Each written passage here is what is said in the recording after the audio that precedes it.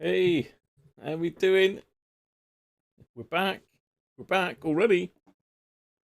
We're back already. What's new then? What's new? Everybody got loads to do? Or everybody running out of stuff to do by now? Hey. Uh, just let it settle down.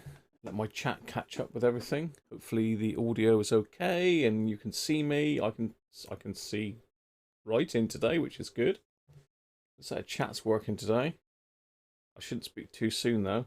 Um, I think some of the initial internet issues have gone now. It's certainly the internet's been running a bit better.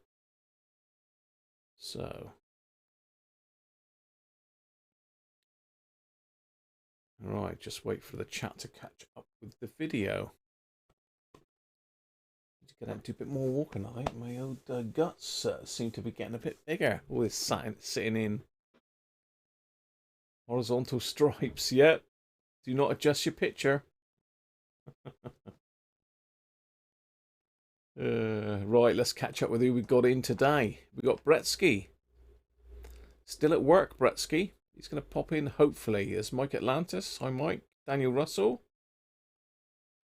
Daniel's working as well. Oh, Daniel's working from home, I think, isn't he? Let's have some brake pads fitted. Not that you can do a lot in the car these days, Mike, really. Mike Atlantis, that is. Afternoon, Mike. George Christophe. Afternoon, George. Derek Taffman, afternoon. Petronics, Nick. Andrew Ausfer. Who else have we got? Andy Beck. Hi, Andy. Man Cave. Sean's in the house. Michael Hyde. Afternoon, Michael. Benji. How you doing, Benji? I think I did say hello to Daniel, didn't I? Yeah, I forget who I've said hello to after I'm halfway down the screen. Hi, Robert. How are you? You want to ask me something? Okay, hang far for a minute, then you can ask away in a bit. Dave Malik, test pattern. Yeah, got the old stars and no, not the stars and stripes. The stripes and stripes on today. Doug McCartan. How are you, Doug? Dave Roberts. Turn the audio up. You want more audio? Ooh, do more audio. Did I turn it down? Bear with me.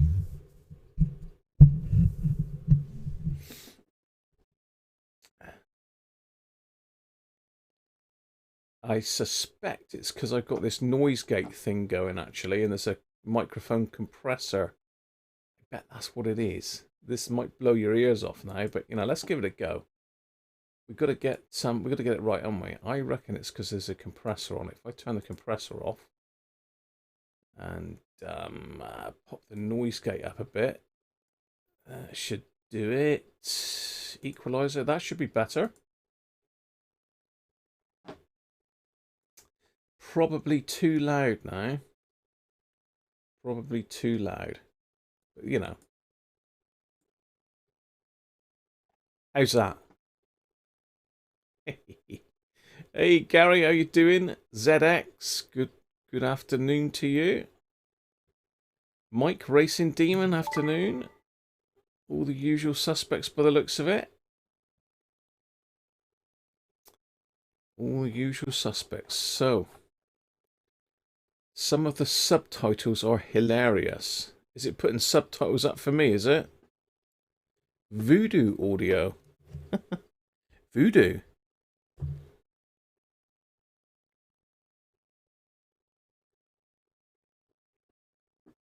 Oh, I've got some of Devon's best here going. Some of Devon's finest. 75th one of the day. No, not really. Are we soldering SMD today? Not unless the R500's got SMD in it, Brett. We could solder some SMD if we wanted to. Just for the hell of it. Do they go ooh-are? No change in audio. Well, I've certainly turned it all up, George, so it's changed here. Whether it's changed for you, I don't know. But certainly I've got it whacked up. Oh, actually, no, I can go higher. That'll blow your ears off. That'll blow your ears off, won't it? Yay! Hello, hello, George. Can you hear me, George? Oh dear. Wow, they've enabled subtitles for me. That's a first. A few people have said that they wanted subtitles. You're probably gonna have to turn your volume down now, are you? Let's back it off a little bit because I'm peeking up into the red here. That should be better. Yeah, no red now. You've gone deaf. Too much.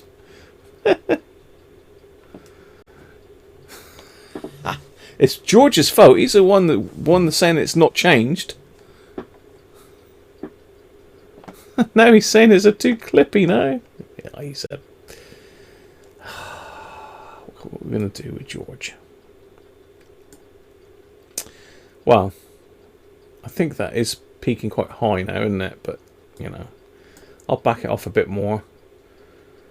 1 2 1 2 1 2 1 2 1 2 1 2 1 2. Lock on my shoe. Right. I'm going with that. I'm going with that. Gary's going to put a new bird feeding station up to attract more birds in the garden. Yeah.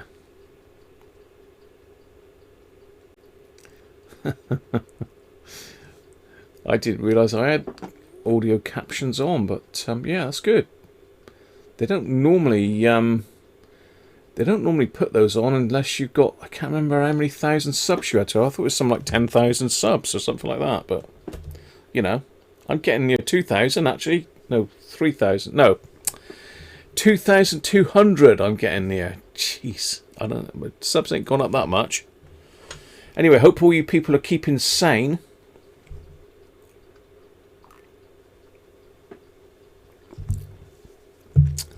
I hope you people are keeping sane. Mrs. Cruncher. What can I say about Mrs. Cruncher? Every day something new is moved. Not something new, something old is moved to somewhere where I can't find it. And I'm even being roped into helping it move some of this stuff.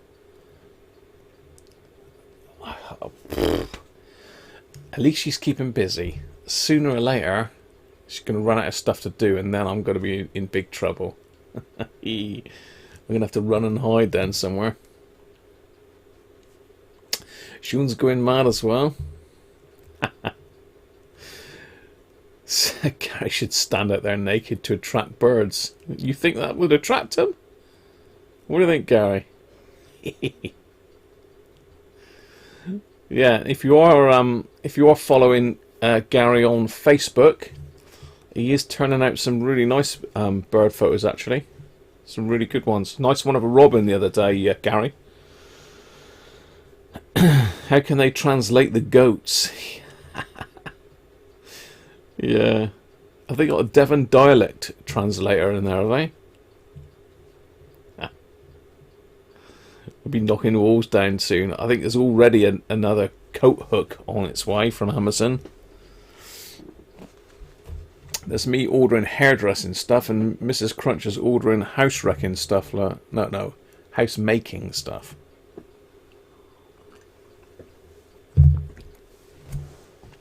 So I was going to get my live stream on the iPad today as well, because easier to look at that if I'm working on something. You're going a bit mad as well, Mike, are you? You need to find something to do, mate. You need to get some radios in, Mike, to have a play with. I will show you what I've been up to, because yesterday I took a day off yesterday to have a play and try and get some aerials up here, because I'm sadly lacking in antennas. I did have a go on I think it was Saturday, wasn't it? I've lost track of the days, people. I don't know if you're the same. I'm losing track of the days. The only sort of thing that I can gauge myself on is Sunday live, because I know Sunday is my live stream. But now with the midweek live streams as well, I'm starting to sort of get a bit fuzzy with that as well. But yeah, yesterday took a day out of repairing radios to put some aerials up, and I managed to get a Discone up. I managed to get my Sony AN1 up, and I'll show you that in a minute.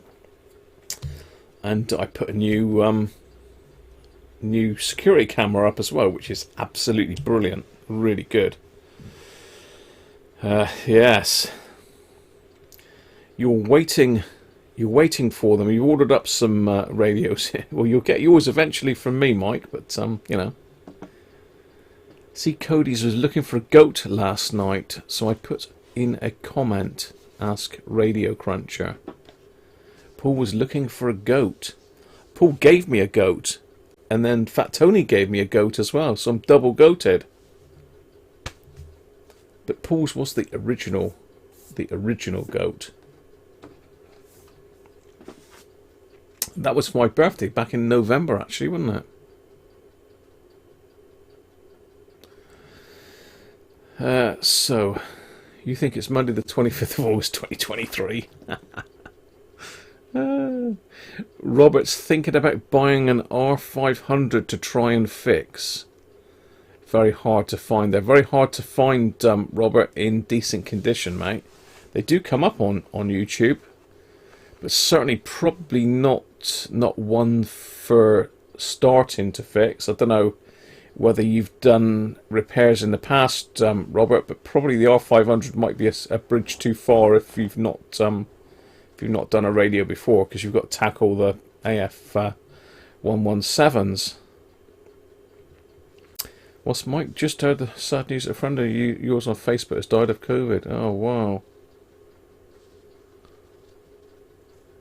Nick Powell played guitar in a band called the Bluecasters. You were shocked. Well, our thoughts go out for the family of Nick Powell. It's a bit of a shocker when it starts coming a bit closer to you, doesn't it? I mean, I'm out in a fairly rural community here, but I'm only half an hour away from North Devon Hospital, and I've heard there is cases of it in Barnstable. So, you know, it's getting closer to us by the day, isn't it? I think it's going to peak, I think, fairly soon. See, the numbers are shooting up. The trouble is, do we want to carry on talking about it on here? Because, to be fair, the news is absolutely rammed to the brim with it. It gets depressing, really, listening to the news, doesn't it, at the moment?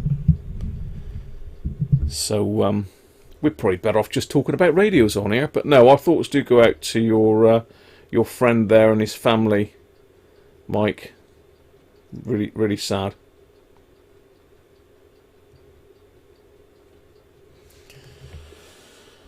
Yes. So I'm a bit late start today. I had a video call from my oldest lad earlier. He had a problem with his boiler. So we're doing boiler repairs via Facebook Messenger this morning.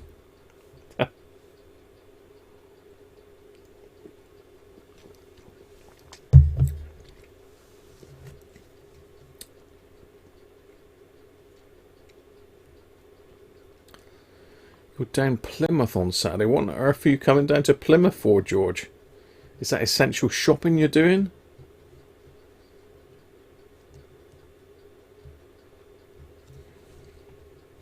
You got some essential shopping in Plymouth to go to, George? Catch you later, Brat.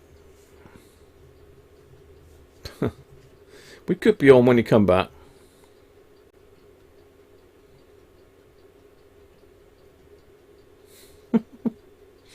Now we're going to look at the R500 again, Sean.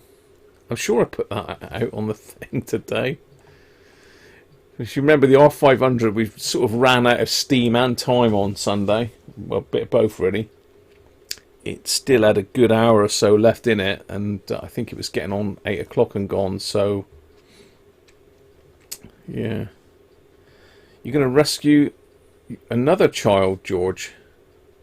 Another one of your family, is it?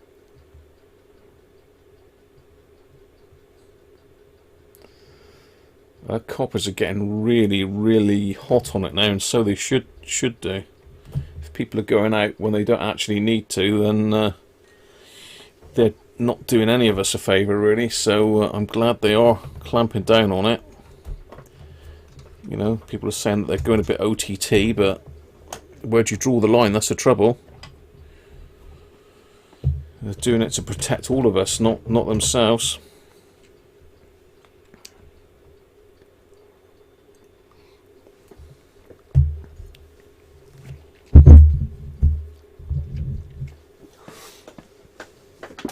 Anyway,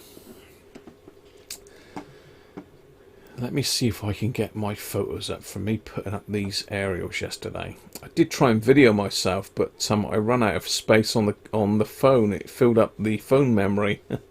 Spent last night trying to delete enough stuff to watch some of the footage back.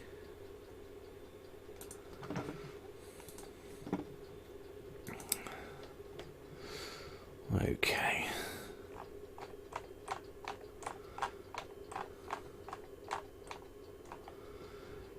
Right, what have we got here? What have we got?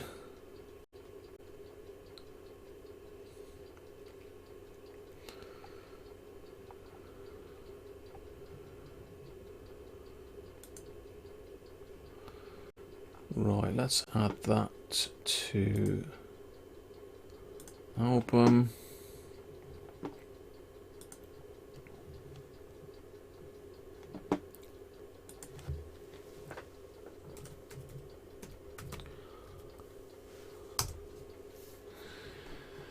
There we go.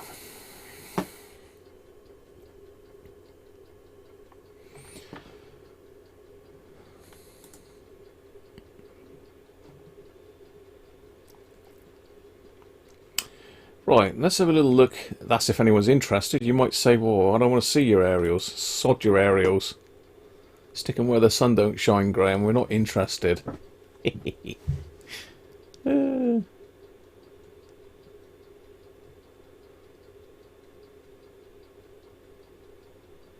Dr. Dan.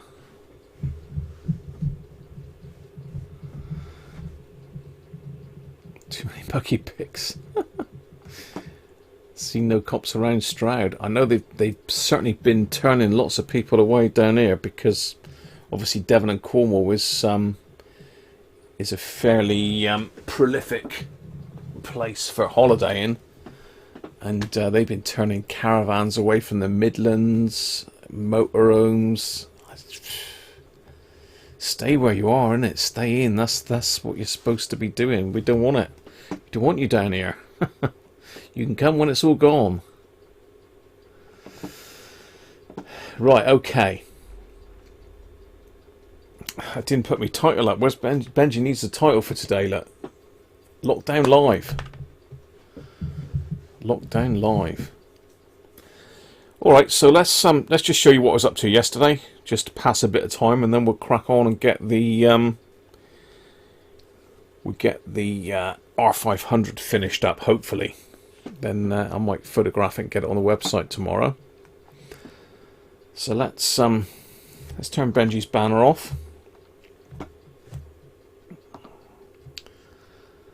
Let's get on to my Google Photo thingy bobby. What else have we got open here? We don't need RT1 and that up now. Let's close up some of these. Okay.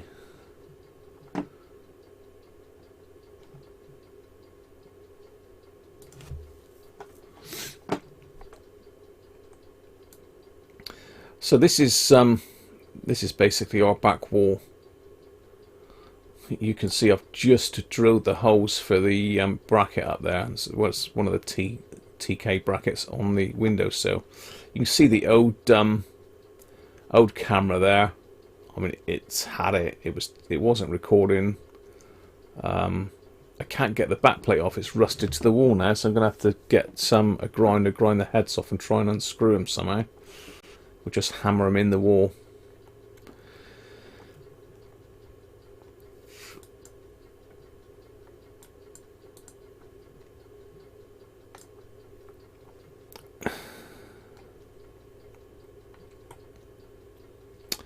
So there's my first 3 O's drilled, so I'm quite close to the eaves, but the eaves do hang over quite a way. And that there's my inverted L antenna coming off, which I need to get some connectors for the Westflex 103, because the ones I've got are for RG213, and it's just, I'm struggling to solder the braid to the body of the connector. And you can see there the old camera lurking, and that's the coax feed. That's the Westflex 103 going down to the inverted L. And the other wire you can see there is just my random long wire going off. But as I say, I've got nothing VHF UHF up, so that was what I was trying to achieve. Now, this is a short video of me just videoing myself going up the ladder, really. There I am. Woo! Let's fast forward a bit. So there's me up, getting ready. I dropped the spirit level off from a high height as well, but I don't think I captured that. It was blimmin' freezing out there yesterday as well. It was freezing out there. Absolutely freezing.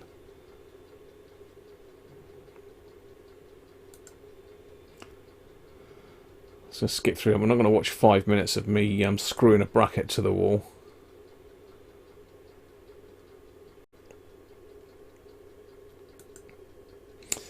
But yeah, I was hoping to video the whole process, but as I say, I ran out of space on the camera, so that was a bit of a fail, really.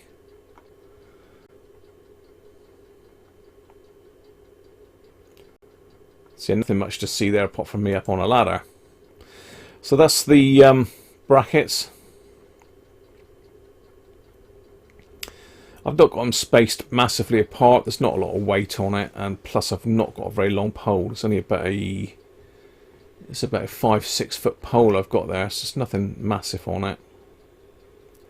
But yeah, just standard TK brackets, and I painted them last year with some paint that I got from Lidl.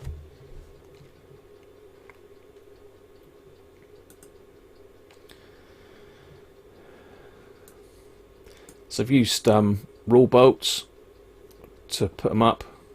I mean, I could swing off of that now and it wouldn't pull out. Well, I don't know about that. It might fold the metal, but I don't think it would pull out the wall. Another nice shot of the TK brackets. This is interesting stuff, isn't it, eh? Whoa.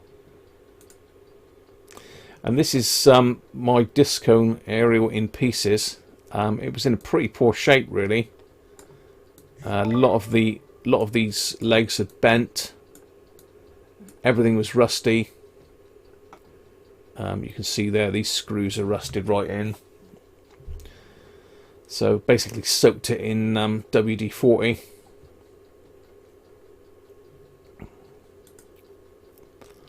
And there's a couple of pictures. I think that was the best one. So there he is, all put back together. Cleaned up. It's all been WD-40'd.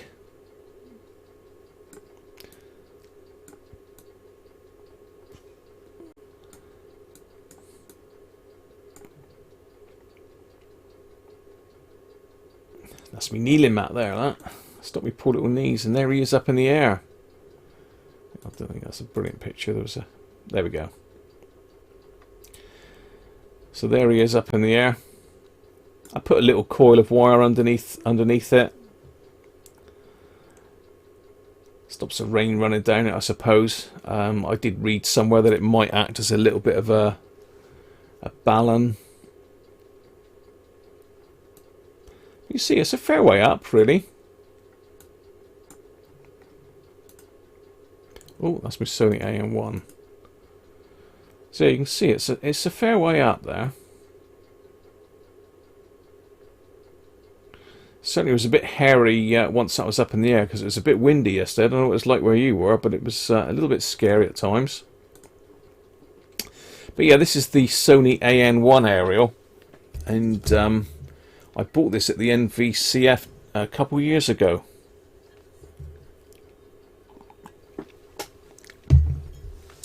And originally it was I suppose it was designed to match their shortwave like world band receivers, like the 2001D.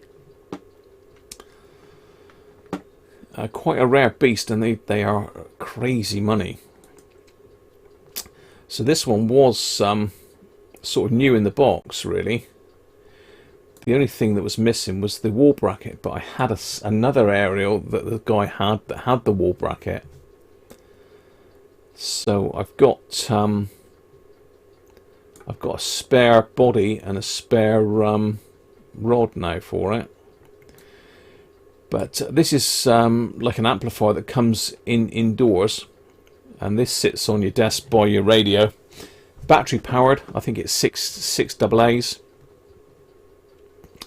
or you can put a 9-volt supply in it. This is telescopic rod connector, so you clip that onto your telescopic rod aerial, or you can attach some of these wires here and just clip it on. And this is quite interesting. This is like an inductive coupler. So you basically plug this box into the side here, and you sit that next to your medium wave, long wave radio, and it works apparently really well on medium and long wave. I've not connected this up yet. I've just got the aerial up in the air at the moment. So this is its operating frequency, look. So we've got two attenuators. I mean, the only reason you need to attenuate if a signal was too big, but it will work from 0.15 to 30 megs or 1.6 to 30 megs. So I don't really understand why you would need both. I mean, well, I suppose, yeah, that one's just long wave and medium wave, but it does do shortwave as well. So one position covers all of the wave bands, and the other position just covers shortwave. So I don't see the point in having two, really, if you've got one that covers everything. Oh well, there's obviously a reason behind it.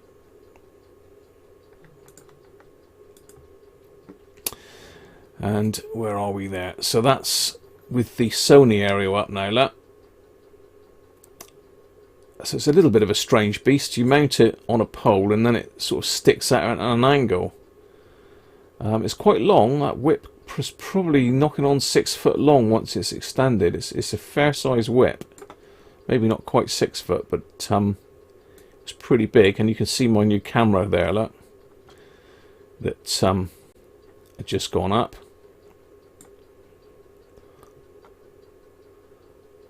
And I've kept the stub of the old one to tie my random long wire to.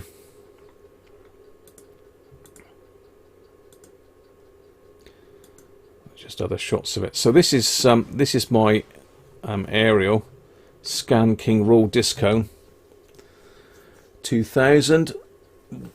So it receives 25 to 2000 megs, but this is interesting. It's saying it can also transmit on 6, 2, 70 and 23. Well, that's a load of rubbish. I stuck it on the antenna analyzer earlier, and yeah, okay, you could transmit on 70 and 2, fairly high SWR though. I think it's about 2.5, which is, you just wouldn't do it, would you? And 6, not a chance. It's like over 3 SWR on 6, so I don't know where they're thinking, unless you've got to tune it by moving the aerial up and down. Probably you could probably trim it to be better on these bands, but It's a receive antenna, really. And there's a picture from my camera last night, look, to show you. Someone's after some Hacker Hunter control knobs to show you what the night vision's like on it. I mean, that's really good. Really good. I mean, look at that.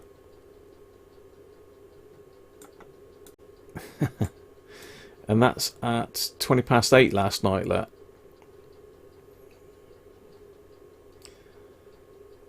So you can even see into the field.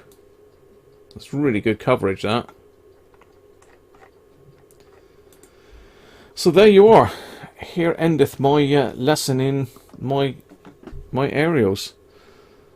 Hopefully you found that interesting. If not, then I apologise. Right, let's have a look.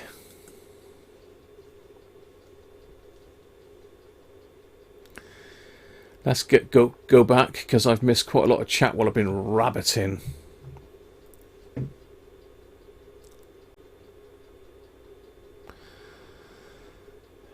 Derek's still not getting reminders from you.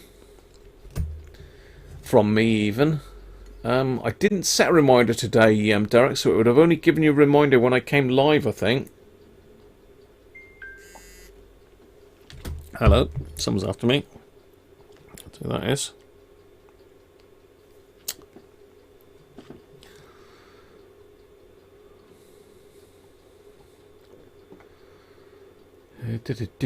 Hi John, how are you?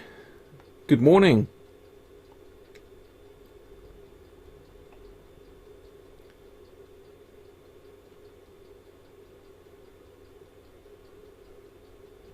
No safety net, oh no.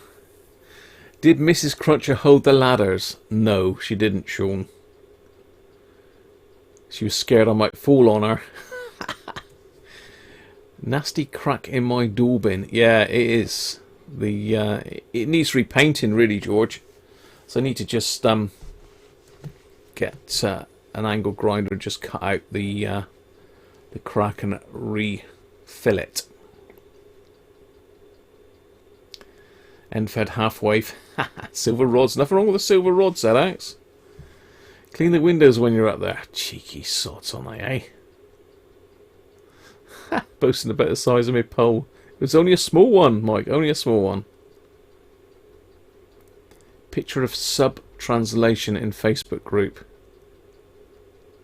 It only just clears the gutter in, Sean. There's about a quarter of an inch. What's that about? Well, it's about 10 mil between the guttering and the poles. It was a bit of a hit and miss.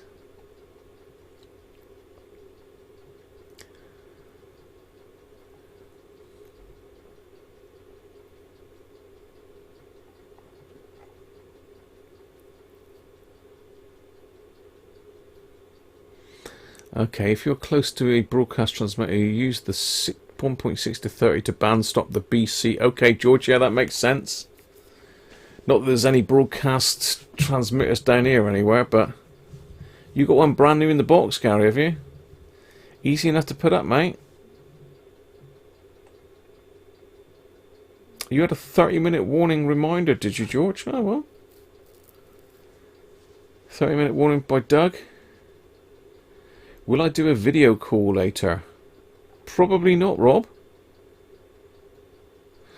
William, hope you're safe and well. I am, mate. And you can see that scanner area has gone up. It's all your fault, really, William. It's all your fault.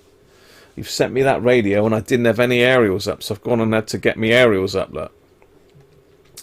But that should cover pretty much everything that your AOR will do. And I have got over there my stack of AOR stuff. Let's see if I can get you over there without looking at all my mess. So you don't want to see all my junk, do we? Let's have a look here. See what that looks like. That's my radio side of the room. Okay, yeah, that does look a bit messy, Graham, but not too bad.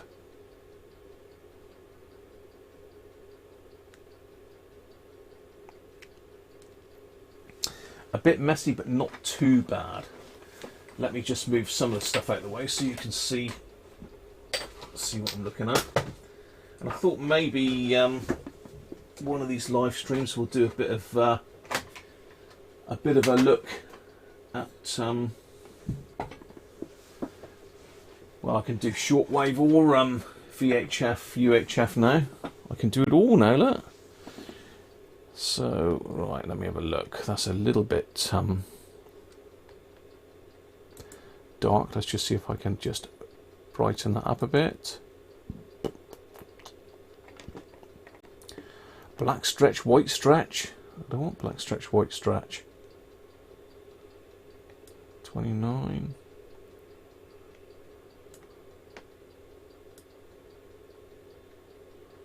That's better. Okay. So let's chuck you over onto my radio side of us. Get some of this rubbish out of the way because you can't see. I've got gloves and all sorts up here. Then valve things and watches and all sorts. All sorts. There, you should be able to see it a bit better now.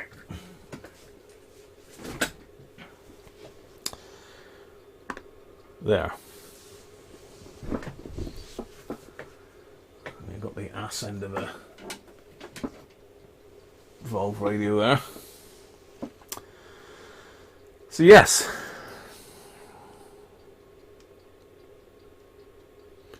that's not really covering a lot up.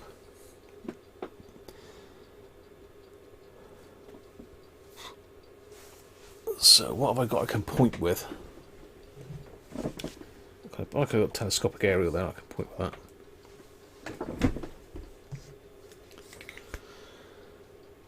So this is very similar to what what's that in the way there? That's my microphone, isn't it?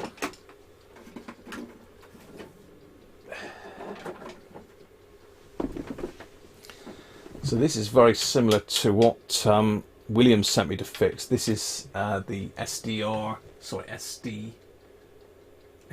5600 AOR spectrum display unit, and I use that in conjunction with the AR5000 underneath it, and that's an ICOM speaker for my HF radio.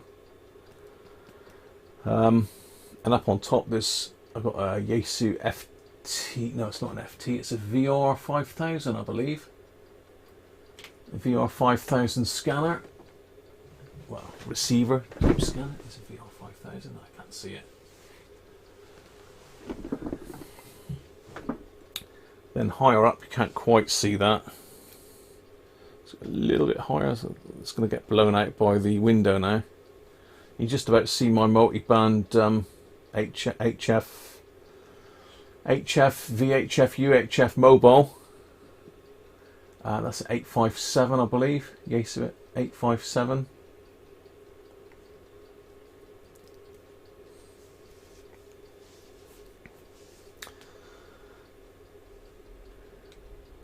Let's say my HF rig is down there. The ICOM 7800. But as I say, at the moment I haven't got an antenna connected up for that. Well, I've nearly got it connected. I just need to sort my my HF antenna out. So it's a little bit of a mess there at the moment, but you know, it's usable. And over there's my antenna analyzer. So there you are. Quick look at my sort of, it's not really a shack, it's just a desk with my amateur radio kit on it. And it's messy at the moment. It's a messy old desk. Right.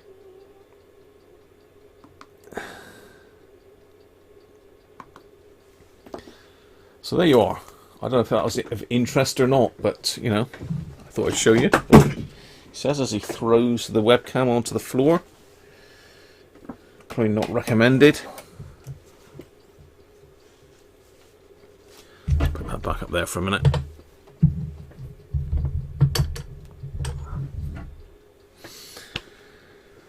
Right, same ATU as you.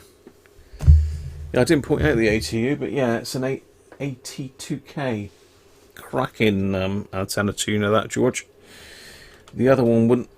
Well, the other one was rubbish. MFJ. I've still got it up on the shelf there now. What a heap of junk that was. Had trouble trimming anything but that.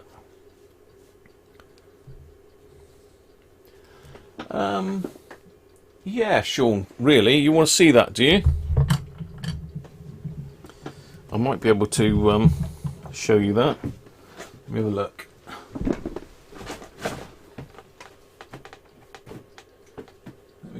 Let me see if I can get over there, Sean.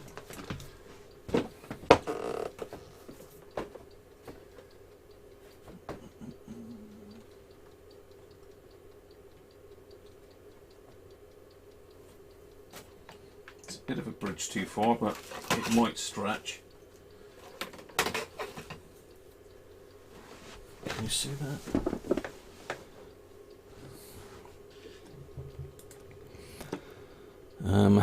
Let me have a look.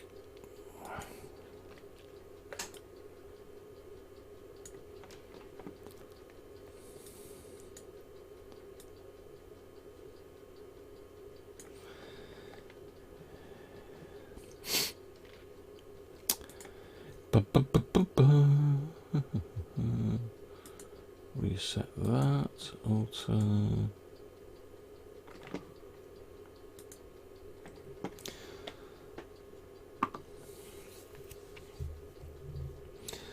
There you go, Sean. You can just see it outside the window there, look. So you can see the bracket holding the Sony area on, in between the TK brackets. And down in the corner there's a little radar box. Which one is it? Is it an AirNav radar box anyway for airplane tracking?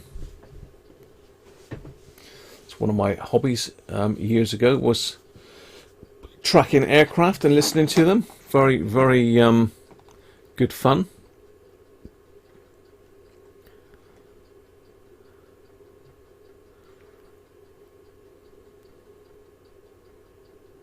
Yeah, Scotland. Yes, it is. It's not used. It was used quite a lot. As I say, I was well into contesting, but I haven't done any for a long time. Right, let's get on the bench then.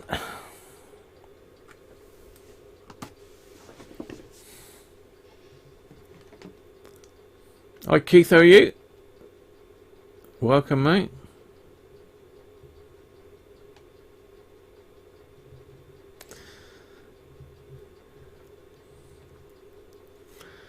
Someone put the thumbs down again. Yeah, the guy's an idiot, to be fair. So I would just totally ignore it, people. It's funny because it's, you know that if you get a thumbs down straight away, it's not somebody that's actually watching. It's just somebody that's come in to be spiteful, really, and give it a thumbs down. Oh dear! Not even bother to watch it. Thumbs down straight away. Gotta love it. Anyway, there you go.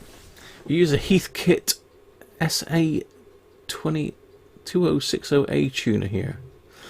Yeah, I've got it's quite a good MFJ tuner up there, but it just would not tune my inverted L. It would not tune it at all. Almost as bad as you, 43 minutes, and we haven't seen a radio. You've seen lots of radios. You've seen lots of radios, George. You saw one of my hacker hunters there hiding. You saw ICOM, AOR, they're all radios.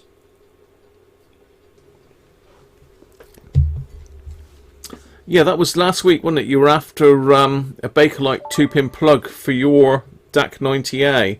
I certainly haven't got one, Mike. Or did you mean the Bakelite plug that I bought for mine? I did say to you, didn't I, that... thanks, Robert. I did say that I cut a piece of PCB and drilled a hole in it, put a... Well, you saw it when I did the DAC 90A restoration. I put a cable clamp on it and pot riveted it to the case of the DAC 90A.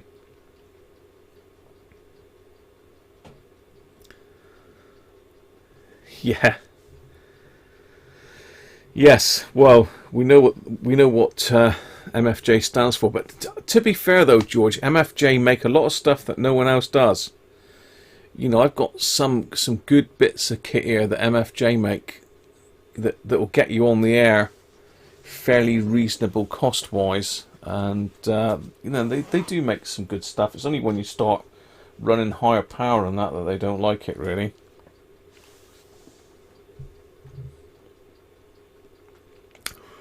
Yeah, not really sure what you mean with the 3-pin and 2-pin. The DAC 90A uses a 2-pin Bakelite plug, doesn't it, Mike, to plug in the back. I put a Bakelite plug on the end where it plugs into the wall. I got that off of Amazon, if that's what you meant. But yeah, I wouldn't bother with a 2-pin plug, mate, to be fair. Just hardwire it in. Hardwire it. The thumbs down comes and goes, does it? The Phantom Thumber Downer. The Phantom Thumber.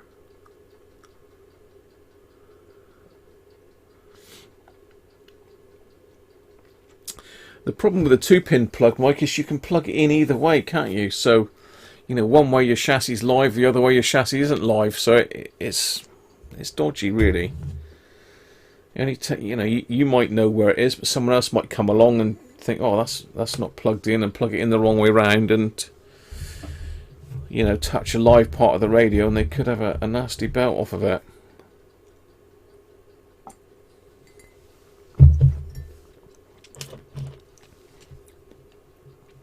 I think Mike is on about the plug that fits on the back of the DAC 90A, George.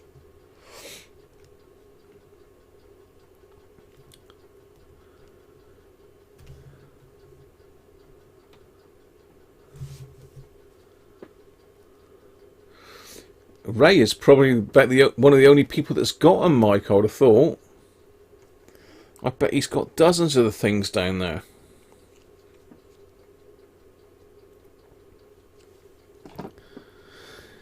Yeah, you're dead right, Doug. They do make some nice stuff, and they make some stuff that you can't get. I mean, this is an amazing bit of kit. Antenna analyzer. You know, you can buy network vector analyzers and all sorts of other stuff. It's not focusing very well today, is it, for some reason? You know, MFJ antenna analyzer. That is an amazing bit of kit. I've used that for years, and for setting up aerials, you know, you can buy fancy network vector analyzers and all sorts of other real fancy stuff. But this is so easy to use. You can use it as a frequency counter as well. You know, it's got a frequency counter input. You can run it off a DC supply. It's got an N-type connector, but you can obviously get adapters. I've got an adapter on this one, so it's a very useful bit of kit. And say it allows you to plug an antenna in the top of it and read off where it's resonant, really, which is how I discovered that other one's not what they claim. Well, it possibly is, but you'd need to fiddle about and trim the aerial for each band.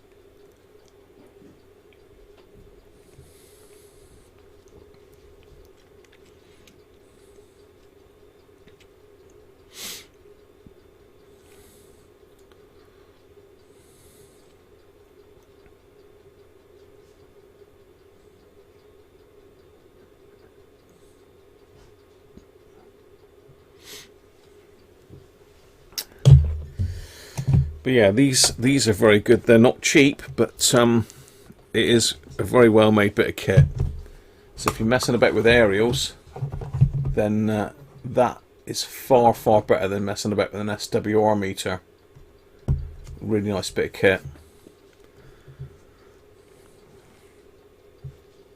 It certainly does. Certainly does. I could demo it if you want, but I expect everyone's waiting to get onto the R500. And we've got quite a few radio hams in here.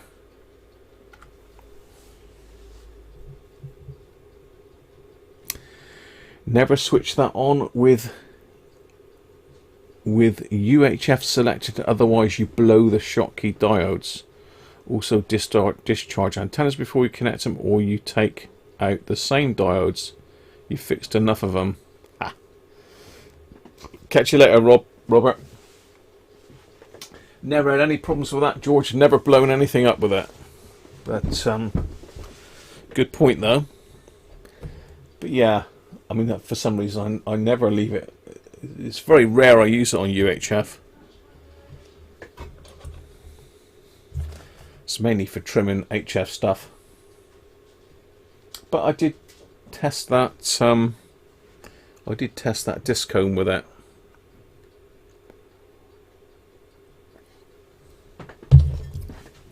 Okay, let's have a look at this R500 then, because otherwise we ain't going to get finished again today. So last time we polished the brass trims, we stuck the dial plate in with the glue gun, we put the badge on, we put the new handle on. Painted the inside black, stuck the battery supports in, but we came unstuck a little bit because it still needed a fair bit of work. And it still does, so I thought we'd carry on with it today and see how far we get. So it's just a bit grubby in here. I've got long, medium and short, and I will create some transfers for those and make them available for people. Let's get you in a bit closer because I'm a bit far away. There we go. So you can see the long, medium and short is worn off the badges. A lot of the long is fine on this one. Short isn't too bad. This is one of the better ones. Daren't try and clean them because it'll all come off. But we'll give it a wipe over.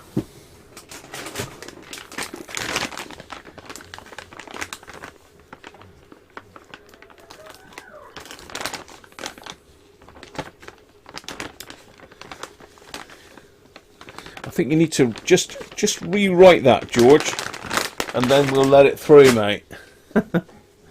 Hi Rich, how are you? I don't think it thumbs down matters. It's all audience participation. Yeah, it don't harm my ego, Rich, to be fair. It's been going on for well, it must be nearly a year now, Rich. So no, it doesn't harm my ego, mate. Just that people keep mentioning it, so I keep telling them.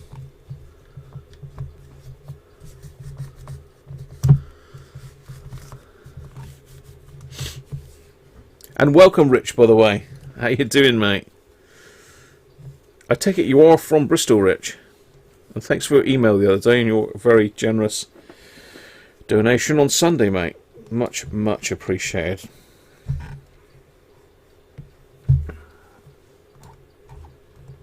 So I'm just very carefully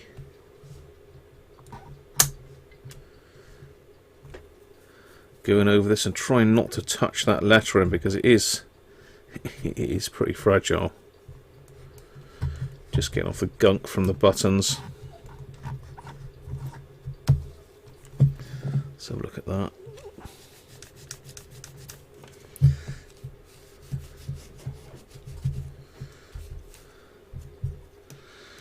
I can't remember if we actually if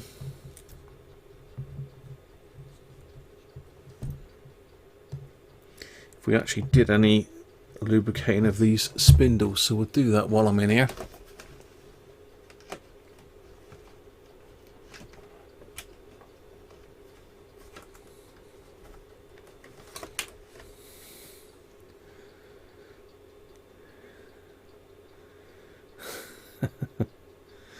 You have a Miniver for an analyzer and a cheap Chinese SARC 100 copy.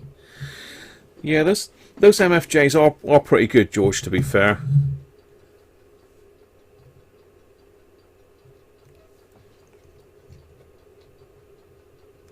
As I say, they do make some nice kit.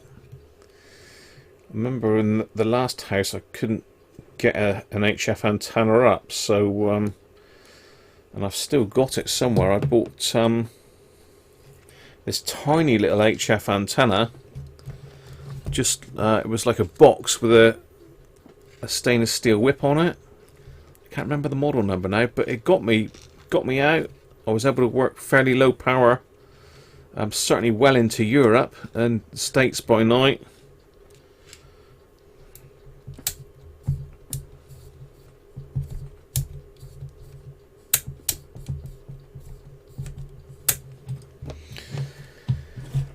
Right, let's just get into the spindle, lubricate that.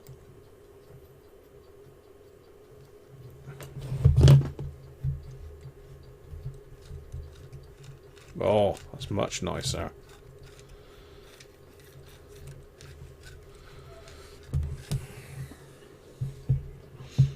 Yeah, so what the moving points have we got? We've got there.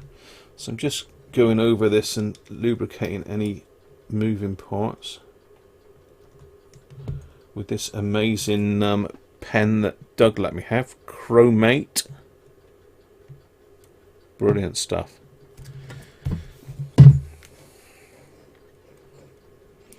Still going strong, Doug, on all those bits you gave me, mate.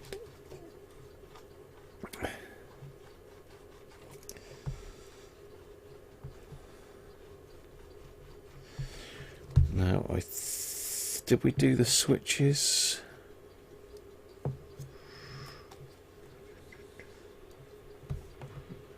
Can't remember whether we did the switch bank on this one.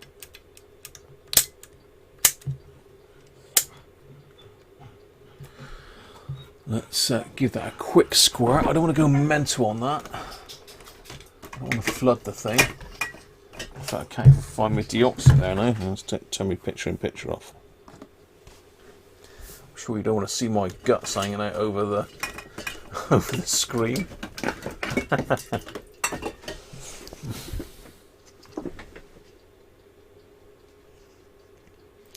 Watch that string, yeah, dial cord.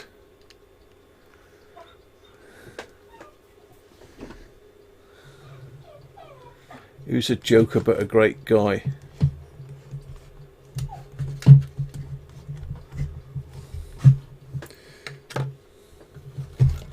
Watch the speaker, Doug. Watch the speaker.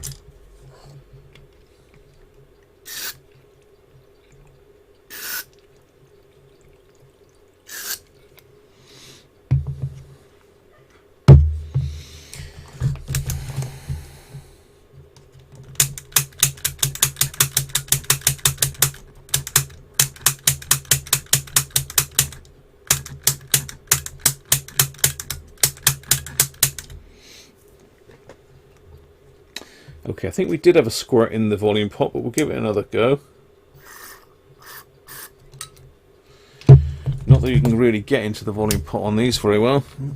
Stuck a bit of deoxit on the case, I'm sure that'll help it.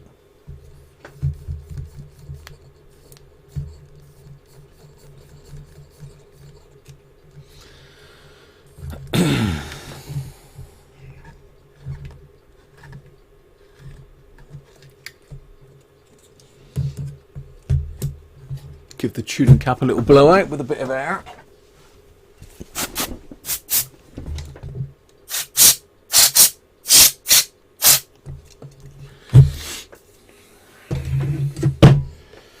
There we go. So that's a chassis pretty much ready to go back in. There's our speaker, that's all clean. Bit of dust on it. Give that a little blow off in a minute. No, I'll do it now. I'll do it now.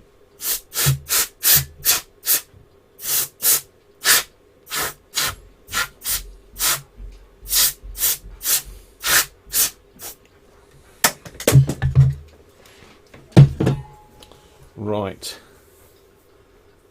Dial plate, that's the next thing. We need to sort the dial plate out. Now I need to be really careful with this because it is extremely fragile. There's already a little tiny bit of paint that's started to flake off of it.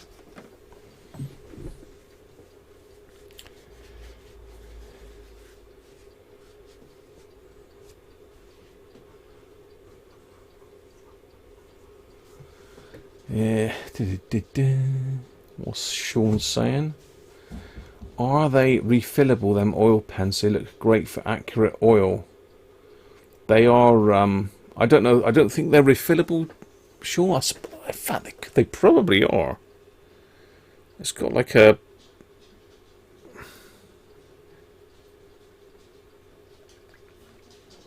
Yes, it is refillable.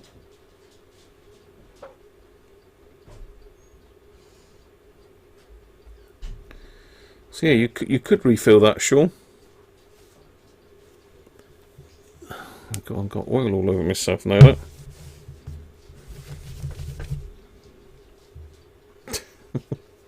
Yes, you could refill that, sure. Didn't say they're refillable, but yeah.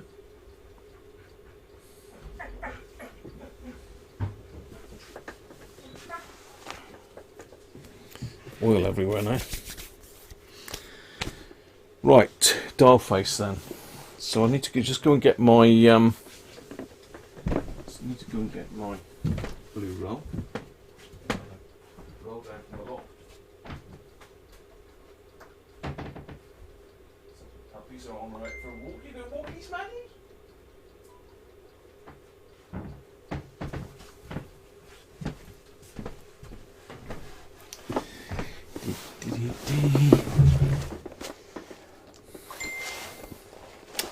There we are, back. Lots of pinging here. Who's that pinging me? Somebody pinging me?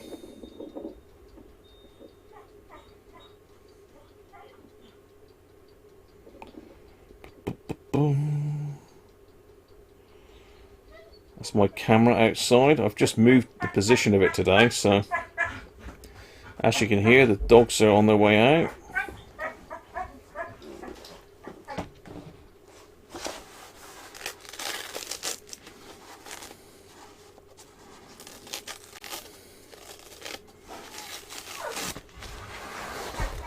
So what I'll do is, I've got to polish the dial plate. I've got to clean it and polish it. So I tend to put a load of this blue paper down.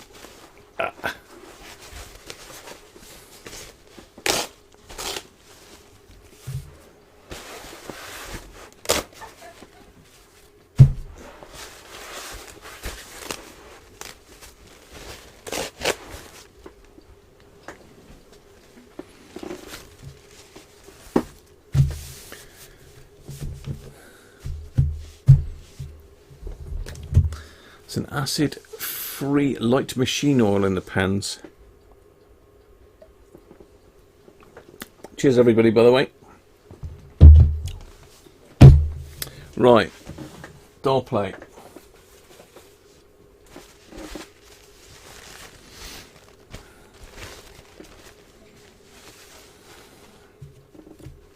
There it is.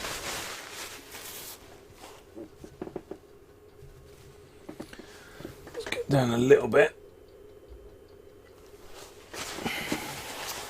I had not really an accident, but I took this in to give it a clean off the other day, and I was also cleaning some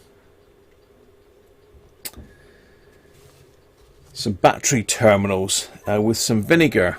And well, basically what happened, I managed to tip the vinegar all over the back of this.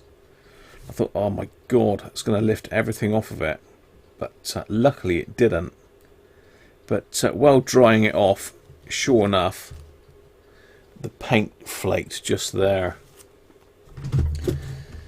which is a real pain, because I haven't got any matching paint to touch it in with. So I need to find some, it's like a cream coloured paint. Let's see if I can get you in on the overhead camera and I'll show you what I mean.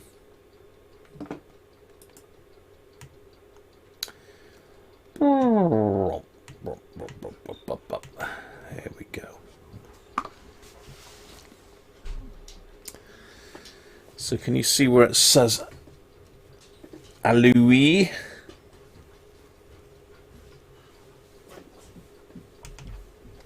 Let's turn it the other way up so it doesn't do your head in. So can you see that? It's just And remember when we looked at this first of all, that was bubbling up, wasn't it? And we said we were looking for something to put on it to seal it in. So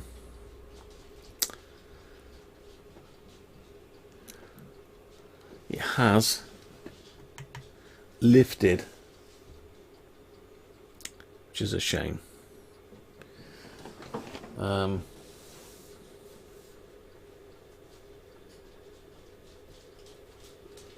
Trying to see what I can put underneath it to show it better for you, but I'm sure you can see what I mean there.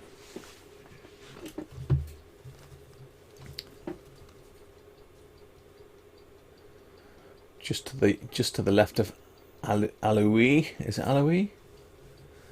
As I say, the rest of the plate is pretty good. I mean, there's obviously some breakout at the top where it was stuck to the tape, but that's in underneath the dial, so you won't see that. So do need at some stage to find some of this colour touch-up paint.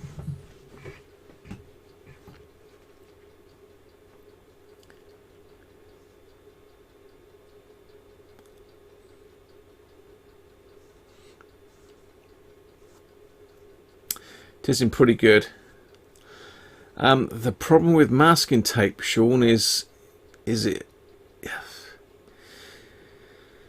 Problem with masking tape is initially it's fairly low tack, but over time it goes really hard, and I think if it shrinks back, it'll wreck it totally. And once you've got it on, you'll never ever be able to peel it off again. So I was trying to find, and I think that stuff that Andrew Ausfer said about that that clear, that would do it, but I can't get any.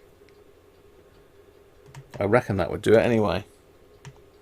Get a bit closer, you can see there. It's a bit pixelated because I've gone in really close, but yeah, you can see where the paint's just sort of bubbling up there on the back of the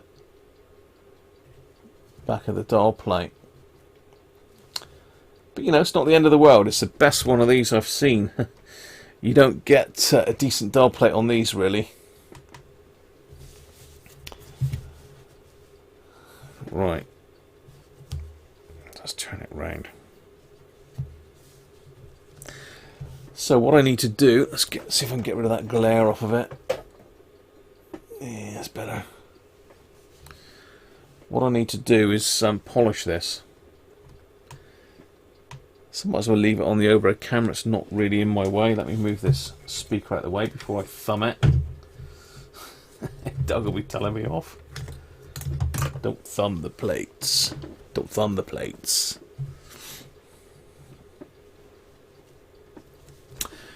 Right, let's find my polishing compounds and we'll give this a clean up. As I say, I've taken it in and given it a once over. Got my guts in the camera again, am I? Keep doing that. It's very rude, Graham. Very rude. Gary be telling me off. Great guts in the camera.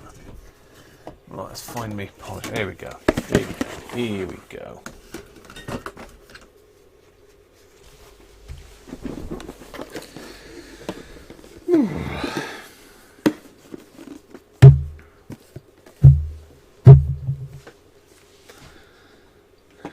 Let's have a play with the cameras then. Where's the main camera gone? There.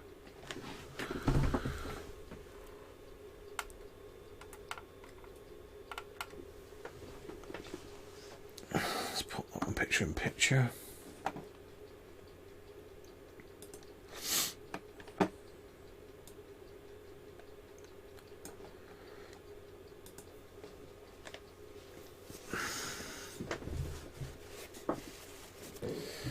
So I'm sure this is going to bore you stupid, but there is some scratching on the front of this. Yeah, we have got some fairly deepish stuff, and we've got these tape marks. The tape marks don't really matter because I'm going to stick the top back on with some Kapton tape. So get rid of the old, I don't know what tape that is. Get rid of the old tape. So we'll start with heavy scratch remover first.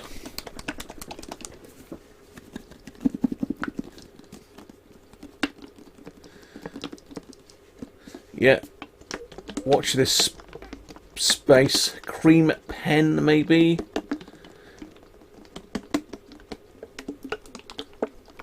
Yeah, it's worth sorting out.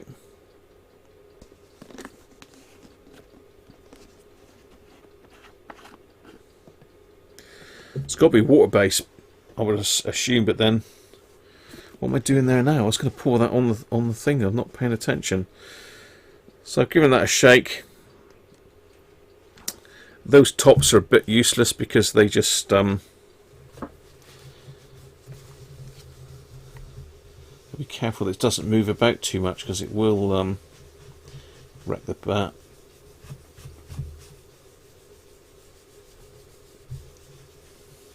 Yeah, the tops of these, they do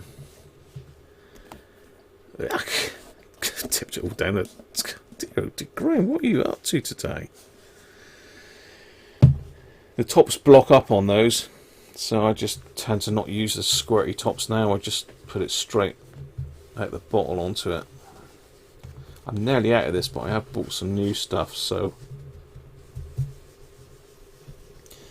again, you've got to be really careful because it is abrasive on the front as well as the back. So main areas are where are around the volume and tone controls, or tune controls as this one says.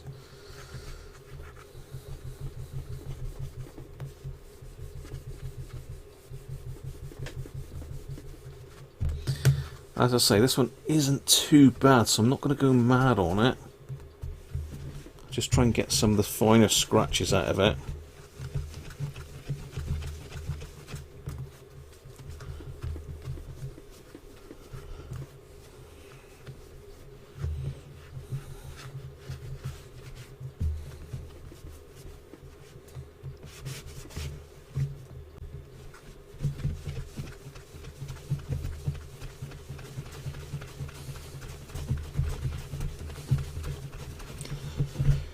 It is monotonous work though. It's one of those jobs that's a pain, but it does benefit a radio a lot if you do it.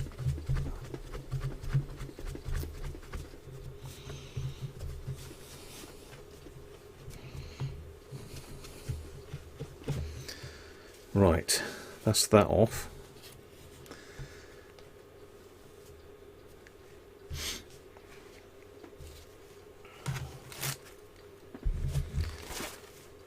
So let's switch to a fresh piece. Oh, it says moving the camera.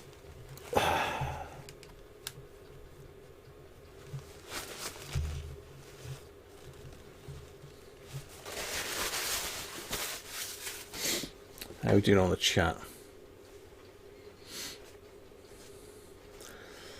I think the lacquer, if I could put lacquer on it, David, I'd have done that already, but the problem is a lot of the lacquers are solvent based, and I think any solvent type stuff on it is going to lift it.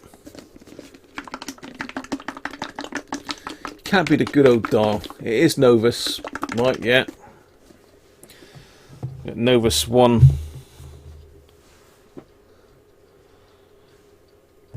2 and 3, the full house.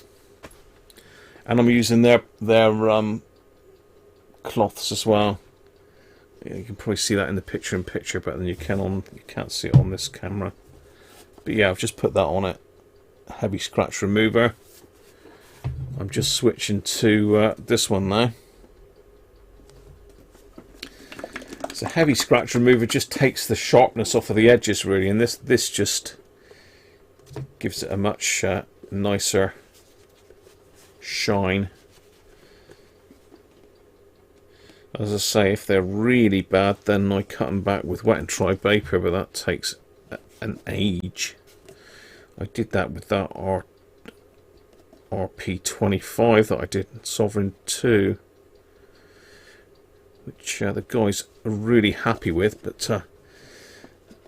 the problem is there's no way you can go and buy batteries at the moment, so he's had to order batteries online. I'm trying to think of the other. Oh yeah, I sold a Hacker Hunter as well. That's exactly the same. The guy absolutely loved it, but so I had to wait for batteries to arrive.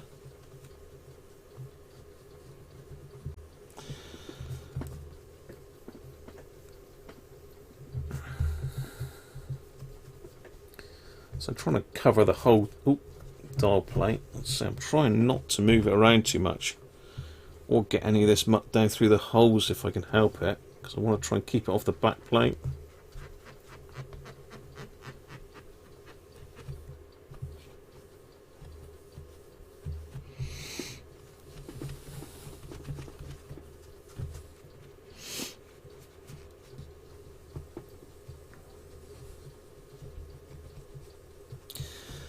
As I say, I wasn't really going to start this on Sunday. Could have probably carried on, but I needed to eat. I think we'd done 7 hours by then. Oh dear, it's like 3 feature films, isn't it? It's like 3 feature films, people.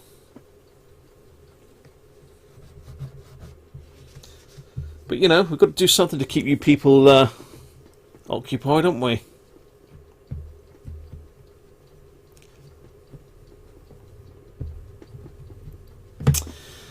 Next stream will be Thursday. So Thursday, I've got another radio arrived in, but I might save that one till Sunday. I've got Williams AOR that we could have a look at with the new aerials have gone up. I've got an airband kit that I could make a start on that Derek very kindly sent me. Actually, that might be good for Thursday. I don't know what your thoughts are on that, but anybody fancy a build along of an airband kit? I mean, well, you won't have time to get one yourselves, but could be fun.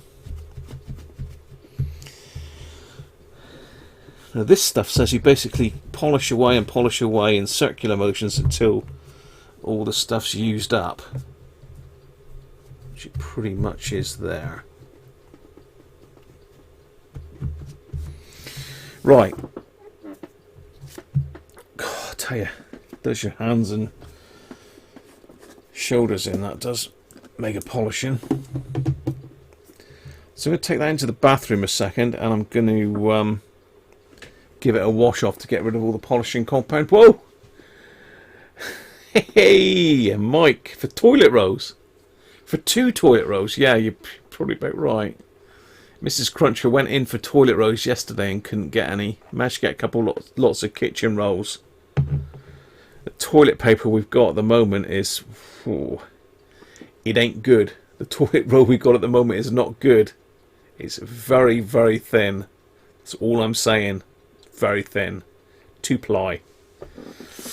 I think Happy Shopper comes to mind, but you know, we have got some, which is the main thing. We have got some, but that was a good week ago.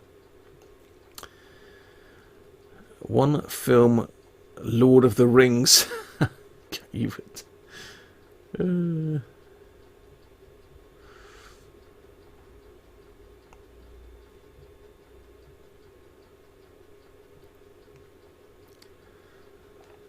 Right, I'm just going to go and do this a minute. Just going to go and wash this off in the bathroom. I'm just going to use my hands.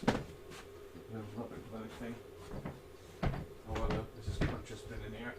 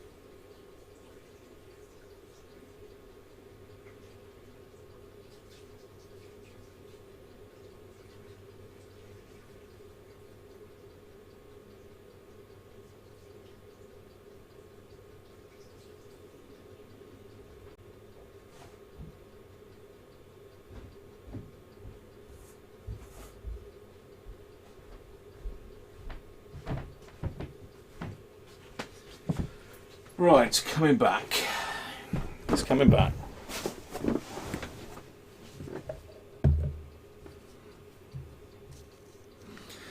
Let's get rid of that with polishing compound on it.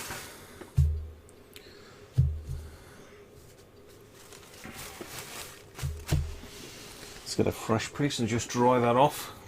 Always scary washing something like that off in case the whole lot washes off, isn't it? Anybody use Brasso? I did used to use Brasso. No, teacup. I did use Brasso as well, I think, before I got the Novus.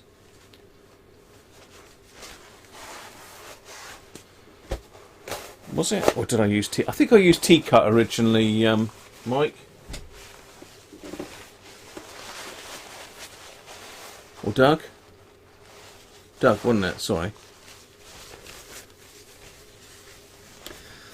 So what do you think? Should we try and start building an airband kit on Thursday?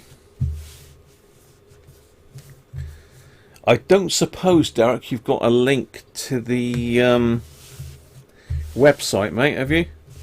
I know you did send me something. I'll see if I can dig your email out in a minute. You did send me some stuff with some schematics and that on it. Okay.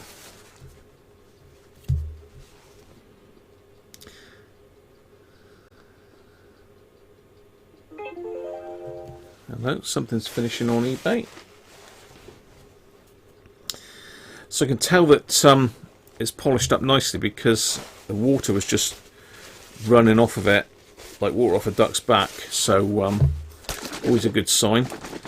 So finally I'm going to go with Novus number 1. Plastic Clean and Shine. It's like an anti-static cleaner. It usually got to be done again after I've had my great fingers all over it.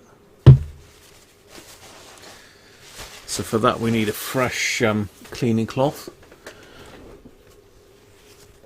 Another one of these Novus. They're like lint-free, non-scratch cloths.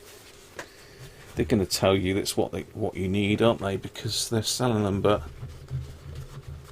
I don't think you could just use a normal paper towel without re-scratching it.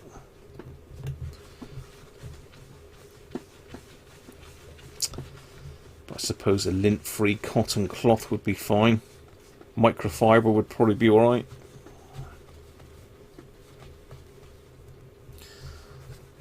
It's just really getting rid of any traces of old polish.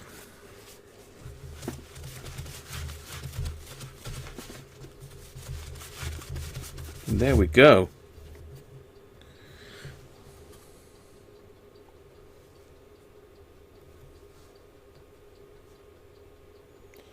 That is shiny now. Very shiny. There's still some scratches on it. I mean, well, they're not really that noticeable, to be fair. So there you go.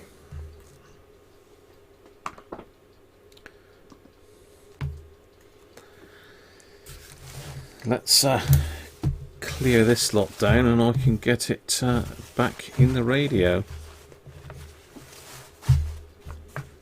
I'll leave that on there for a minute.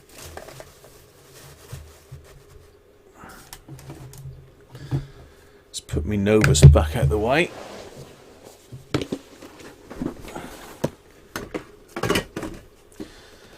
As I say, you can spend a good hour. You spend a good hour polishing a dial plate easily, depending what sort of finish you want on it. If you want to go mental, you can, but it really is. It hurts your hands, and it is monotonous as hell. It really is monotonous.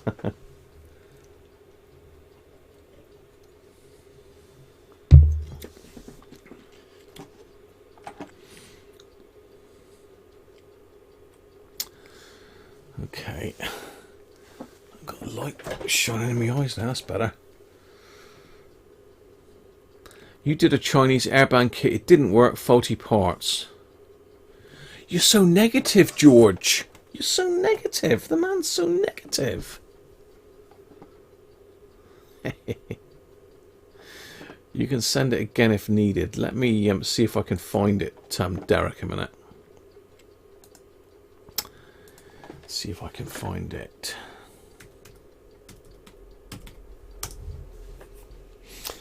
Didn't find anything. I've probably spelt your name wrong, Derek, I expect, if the truth is known.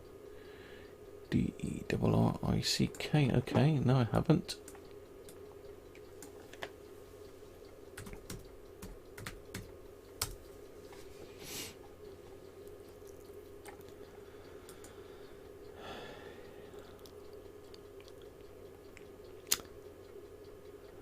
I think the problem is this doesn't go back far enough.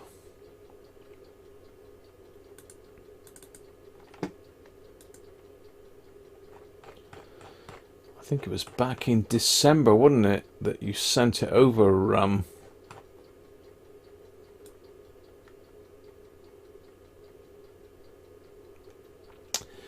Derek. Let me see if I can find it.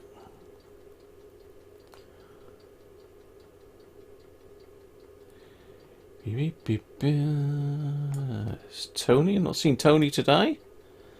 Could be out working though.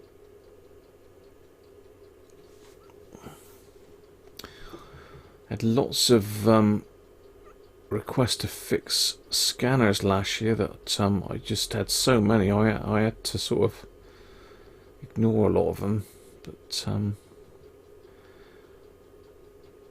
sort of work would be very useful now.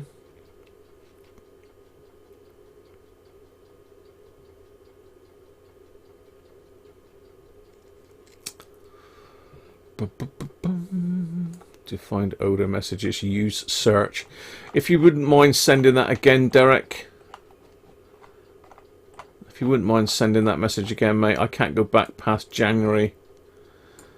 I can't remember what your email is now.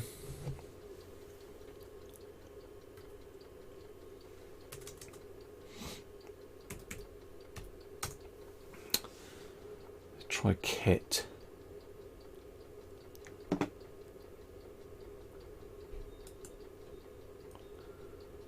Search online.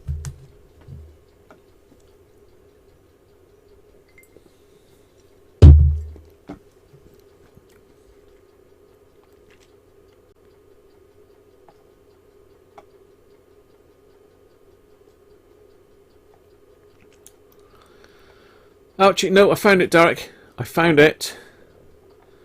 I have found it. Don't worry, Derek. I have found it, mate.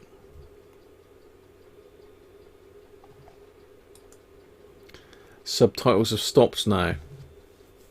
It's because you were dissing them, George.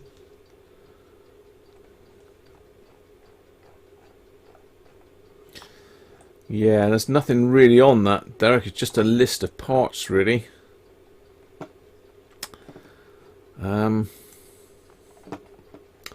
It was just a list of parts.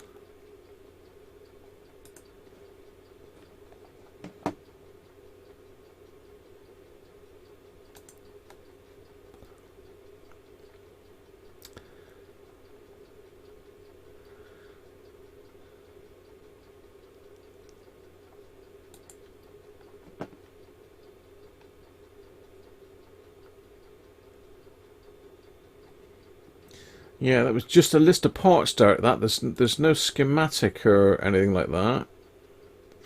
I didn't know if there was a schematic available for it. But yeah, you sent me that. You actually posted it to me back at the end of November, Derek. I was going to try and do it for Christmas, wasn't I? But I just ended up with too much to do in the end. But yeah, that file that's airband radio circuit docs just comes out to this. Let's get rid of those notifications.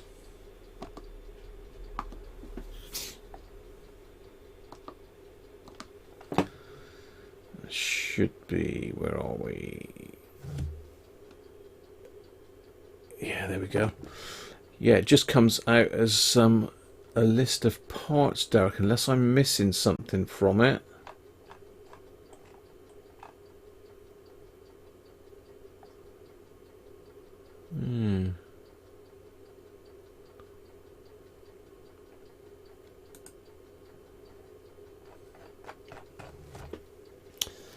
Anyway, if you have anything more, Derek, by all means send it on, and I'll pop it up on screen. But I won't dig it out now, because that's something for Thursday. But we'll have a look at it Thursday together.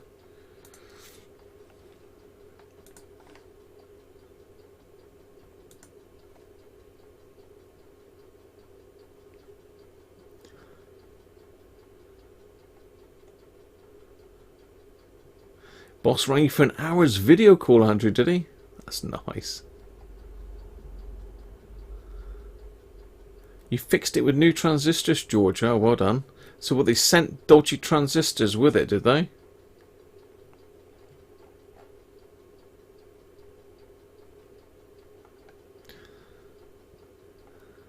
Ha.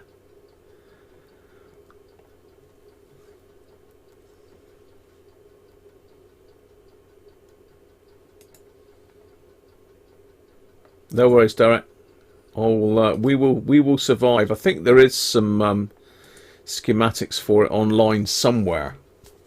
I'll see if I can find some board numbers and get it.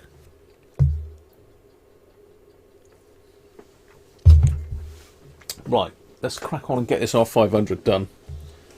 Otherwise, we're going to be here all night, which I'm sure you'd love, but. So I'm going to take this old cloth tape off. It's good stuff, this old cloth tape, but it does lose its stickiness on the top plate after a while.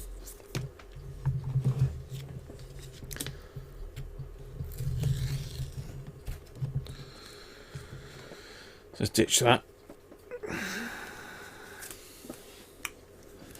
See if I can find some Kapton tape of the same size. I've got some thin stuff here somewhere.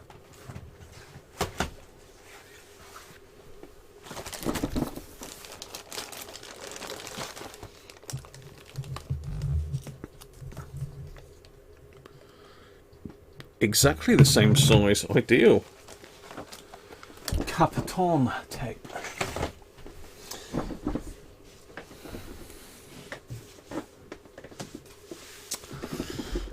What are we doing then? We have a lot of people that are having IT issues. Yeah, it is.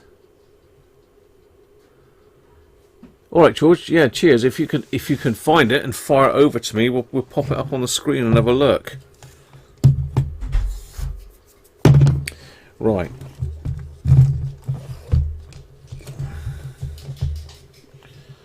Let's very carefully place this top panel back on.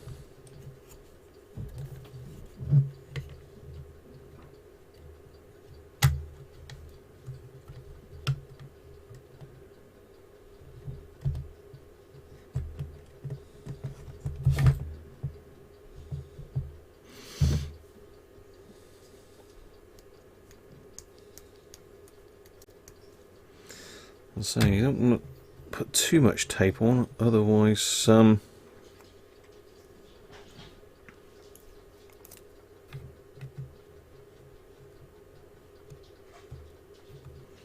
you'll see it.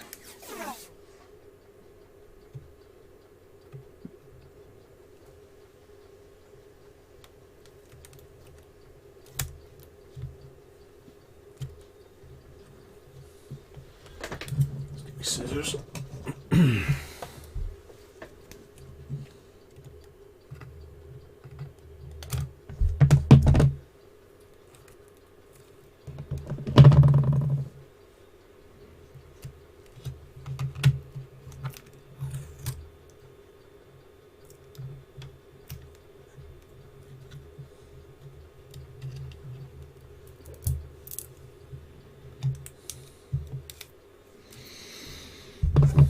Well, that's that side on.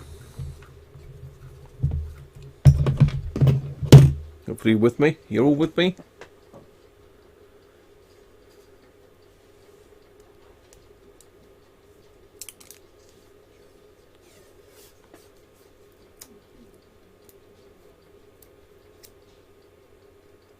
The Kapton tape is definitely sticky.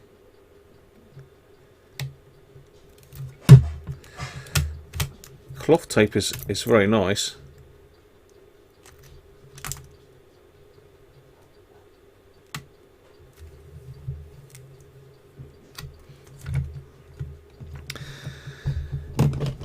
End of the day, I think once you screw it in, the Derek's just sent me another email. Once you screw it in, I think the chassis holds the top plate on anyway.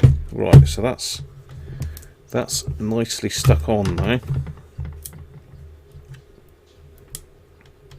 It could be tighter down that end. Let's just tighten that up a little bit.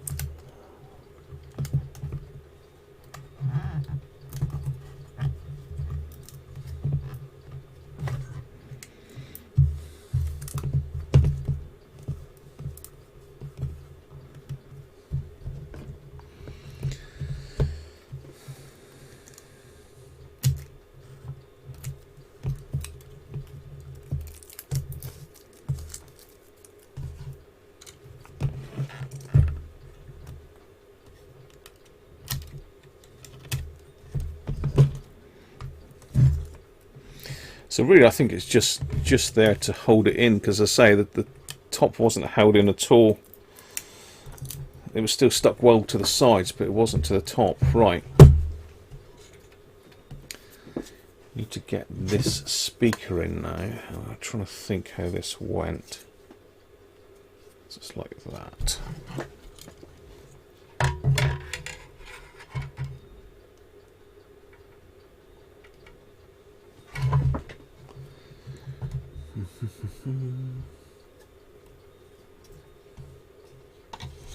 More Chinese puzzles here.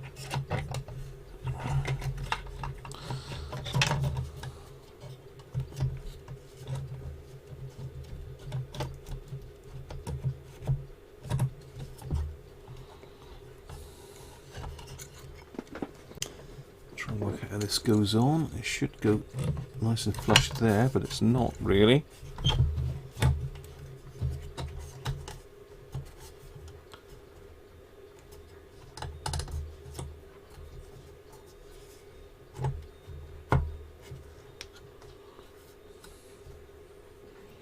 Yeah, a bit of a strange setup for screwing the speaker in, but you know, whatever they're into, really.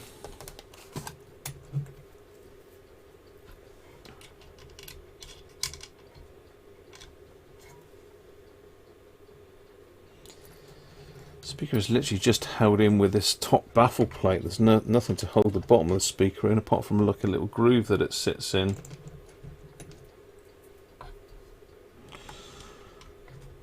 There's no anti-shake washers or anything like that. Shake-proof washers? Anti-shake? Same thing, isn't it, really? Yeah, get it in quick, Doug, before I damage the thing, isn't it? Not that I'm a klutz, really, but I have been known to thumb the old speaker.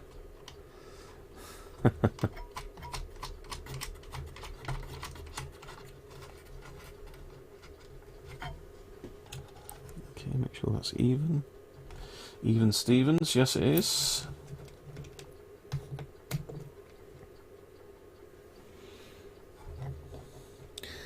I'm sure this is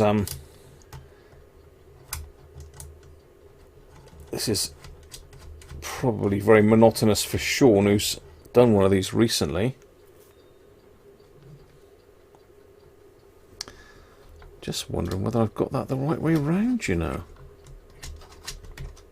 Yeah, of course I have, yeah.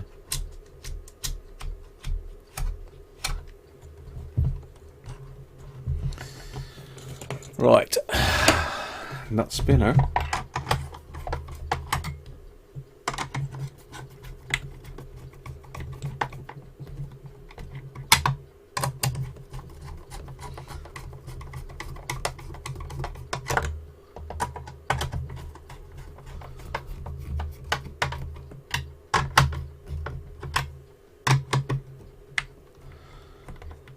There we go. I don't want to over tighten them because it's just going to bow the plywood on it. Okay, so it's that way round. We've got some other connectors. We've got our external antenna connector, which is those two. And we've got the headphone connector there. What's this one? This one's an antenna as well. Hang on then.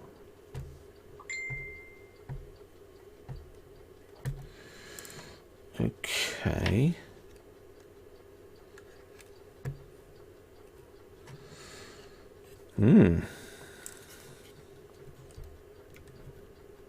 That is just the coupler.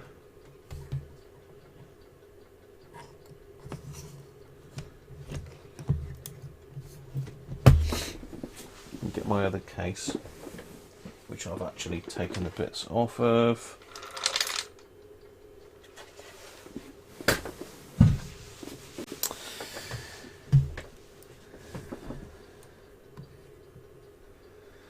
That is definitely the speaker. Why have I got 3 wires when I should only have 2? Perhaps that is that. So where's that one come off of then? It's got to be the ground. Or is there 3 wires on that one? No, there can't be an aerial connected to that side. Let me get my pictures up again a minute, people. Chris, how you doing? Benji's back.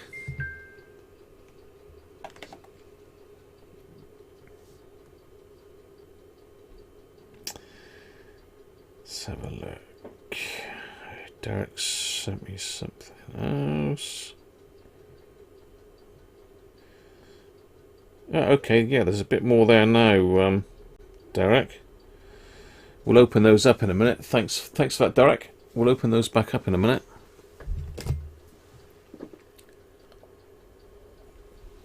I'm just trying to find the pictures of the connectors on these, because I've got a stray wire. I have a stray wire.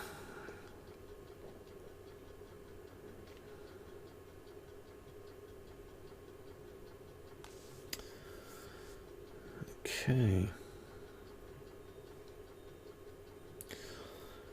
No, there's only 2 wires on that one.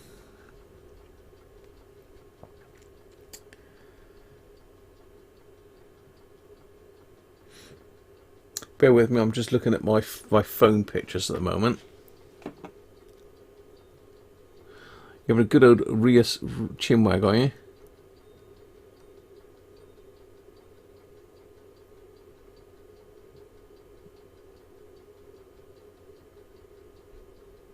Cheers, George. Thank you for that, mate. I'll have a look at that in a second.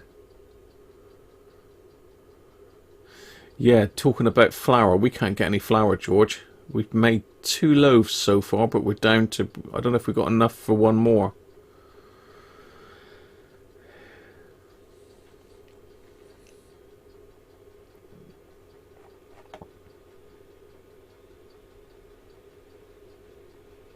Human skin.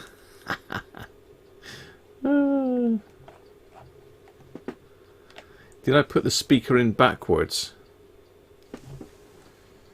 I don't suppose it matters which way round it goes, Mike, to be fair. I mean, that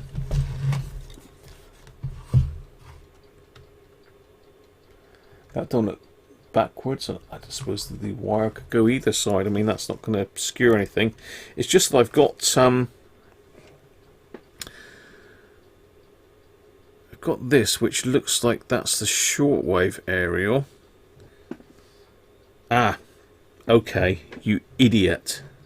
Right, ignore me. I've just answered my own question there. The green one is the shortwave telescopic aerial. Okay, ignore me. I'm cracking up. I'm cracking up.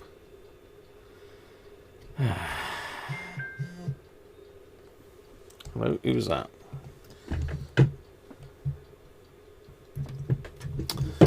I think that's WhatsApp now as well. It's all happening here.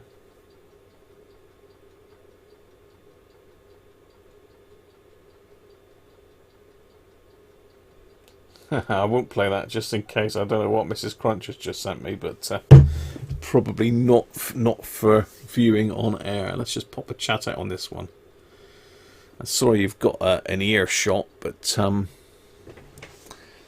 that, I've got no excuse to not get the other webcam going. It's just it's sat out up there at the moment, looking out the window. Oh. It's looking out the window.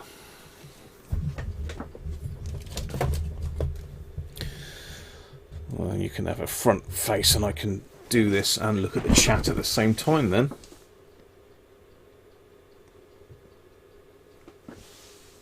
Sean has just informed us that it is correct. We are correct. Now, am I a bit that way? That way or that way? A bit that way. Right, let's go picture in picture with that one now. That's massive. I'm huge. I'm huge. It does weird stuff, this webcam's like really, really wide screen. It doesn't like to be messed with.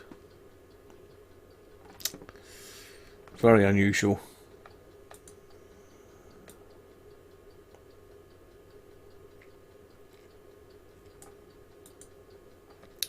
Chuck me up out of the way a little bit. I can see you better now. Let's get that one out of the way. Okay, so I'm quite confident where my wires go now.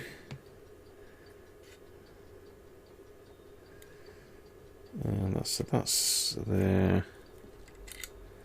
That comes over to there. And that's the shortwave wire. Okay. Yeah, I answered my own question there, didn't I, really?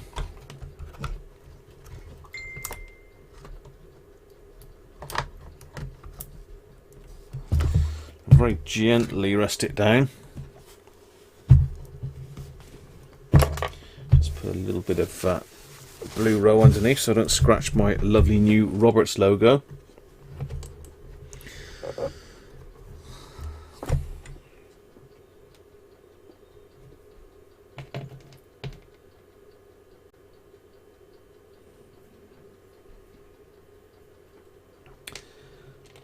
So let me think. This was 2 Phillips screws on this particular one.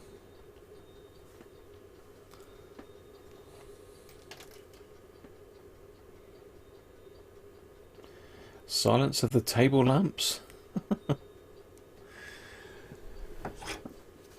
Hang on, wrong screwdriver.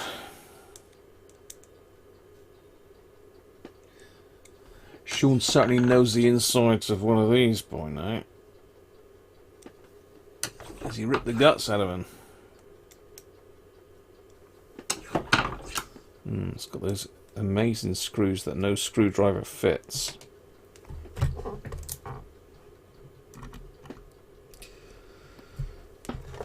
Come on, stay there.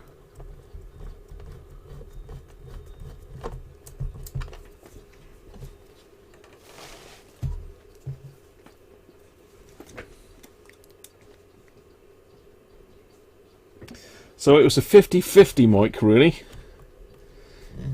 Racing Demon mic, that is. And I was lucky this time. Okay, well, where's the screw hole? Where's the screw hole on that side then, Graham? Have you got a screw hole loose? I could make a new one, but obviously there's an old one there somewhere.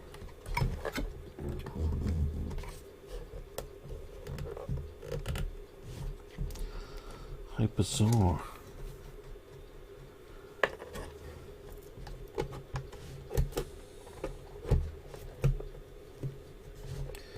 I can't see my screw hole on that side. Definitely nicely lined up.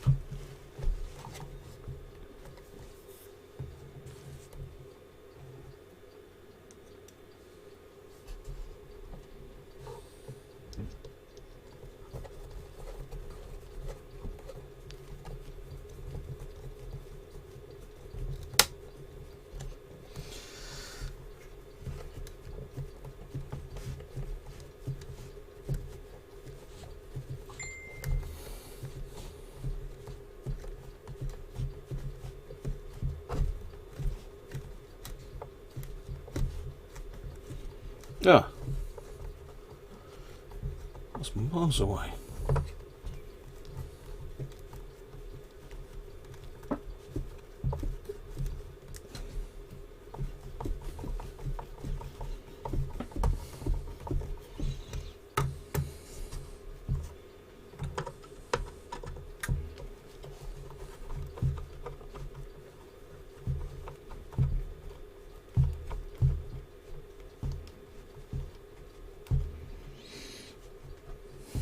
Right.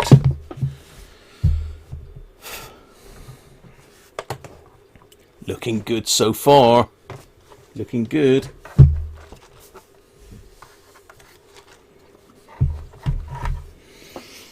It actually looks quite nice with the black base in it, to be fair. I think I would recommend doing that if anyone fancies trying. Right, what tip have I got in there? Right, okay, that's fine. I'm going to have to move the camera in a second to get my soldering iron out.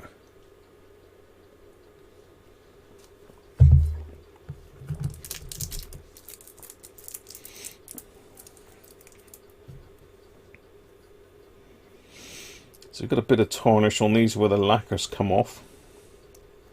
Also going to probably have to just whip them in the bathroom for a clean. Both of these knobs have got little tiny cracks in them. Refreshment there on the thing. Oh, thank you, Carrot. Mrs. Crunch has brought me up a refreshment. She must be seeing that my cider's getting low. So I've got some hairline cracks there. What to do? It's very thin plastic in this area. We'll have a look at that in a minute, but I'm digressing again while I was waiting for the soldering iron to warm up.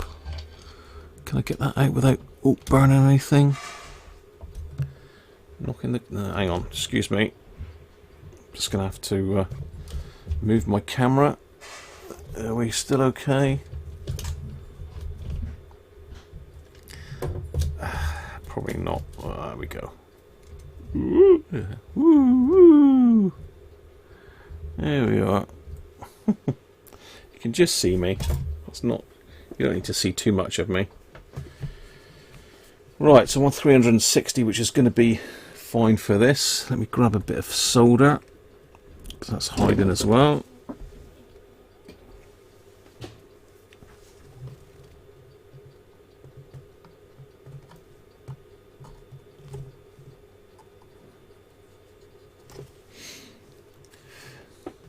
So I'm using this mega huge tip again.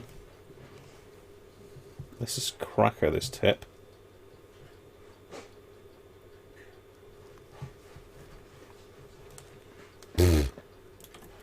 Forceps.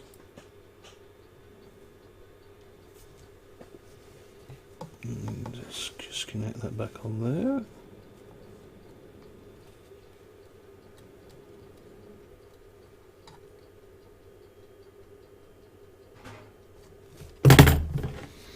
Right, turn that down a little bit now.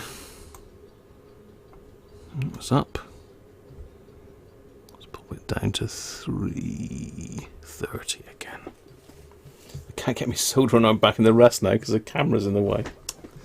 Just have to keep hold of it. Okay. So that's a shortwave wire, the green one. To make sure that's poked in behind.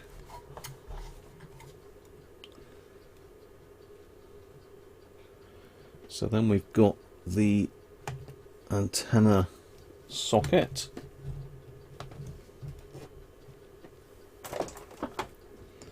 Which I'm just soldering up in the back there. The light's not very good, is it? Oop. Feel a bit lightheaded then.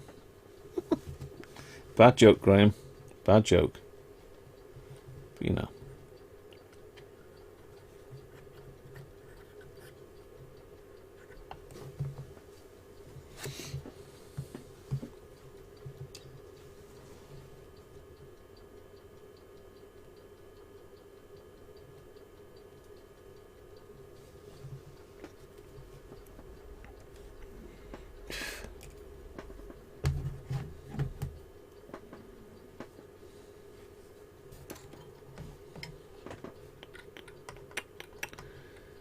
Why am I making noises like Skippy the bush kangaroo now?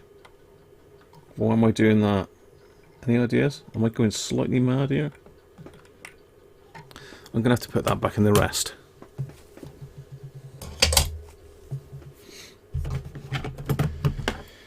Need to get my head in here and get that ore through that hole. Why wouldn't it go through that hole? Should easily go through the hole. Just being awkward.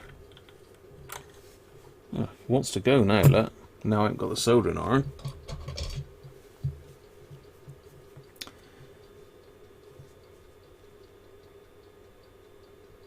Shore them up and super glue. The stresses go all around the outside of the knob.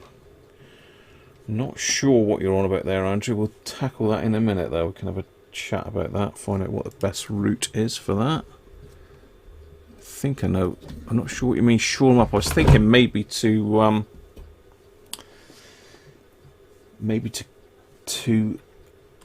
hot, well, melt basically a piece of wire across it to stabilise it. Plastic weld it. I have got that plastic glue that you recommended, actually, Andrew. If you remember that, that was quite some time ago now. On one of the streams you recommended. Oop.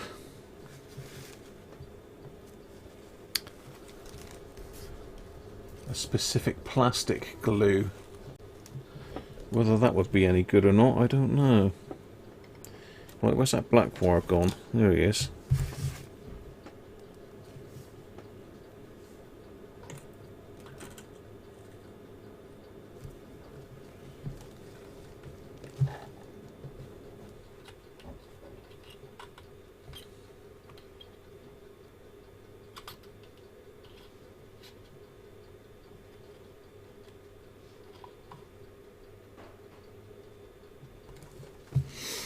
Is that done?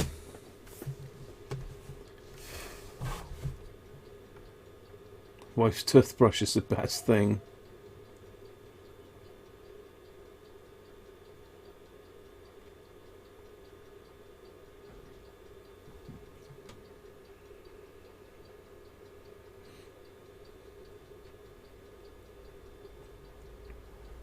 Aston, how are you? You need to get back to the champagne. I take it you mean champagne stars and stripes. Yeah, yellow stars. Stars and stripes? Why do I keep calling it stars and stripes for? You fool. Stardust. Stardust or Starry Night?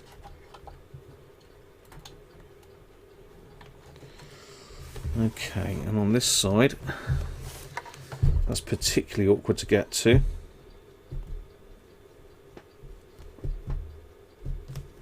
Welcome, Aston, by the way.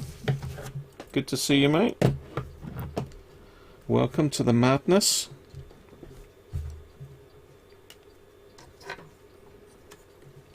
Let's take that up out of the way so we don't burn it.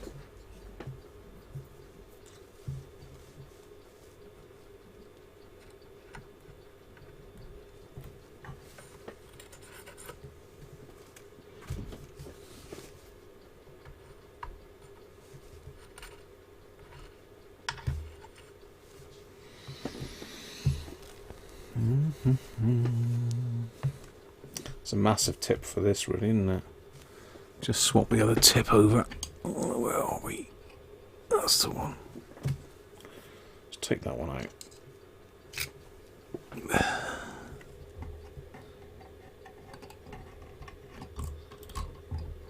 Come on, can't find where it goes. No, that'll do.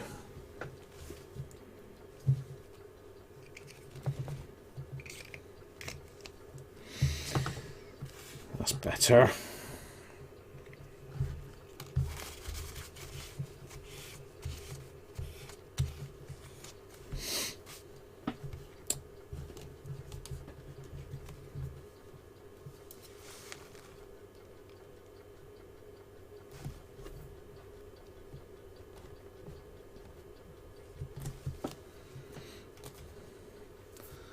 think I'm going to need to use tweezers for that. The wires are a bit small for forceps. Let's go ambidextrous. Now, I just need to double check. Let's just pop that back in the stand for a minute. Just need to double check which is which. I can't see the chatty because I've got the radio in front of it.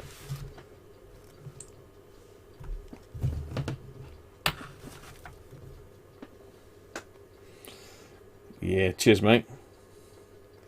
I must be thinking down under, John. Glue the cracks and use a hose clamp to pull the knob tight.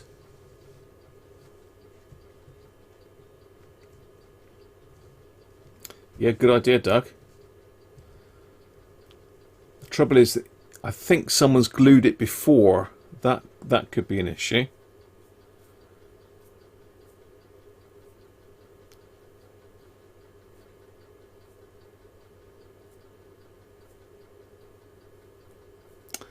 Yeah, EMA plastic weld, that could be it, Andrew. That would probably melt it though, wouldn't it? Be alright if it was a crack, something to squeeze back together. I'd be alright with it, I reckon. Let's just put that back in there. Right, to make sure I get the right, these wires are white way wound. Oh dear, the white way wound. What you like, Graham? So I'm just quickly going into my. You can't really see me because I'm hiding. Well, no, you can see me. I'm hiding behind the case. Cheers, Aston. He is looking nice, actually. He's come up well, this one. There's a couple little bits. I have got some very similar paint which I might pop on it. I've got some tan paint that I used to touch up a dog plate. I keep getting distracted by myself here. Right.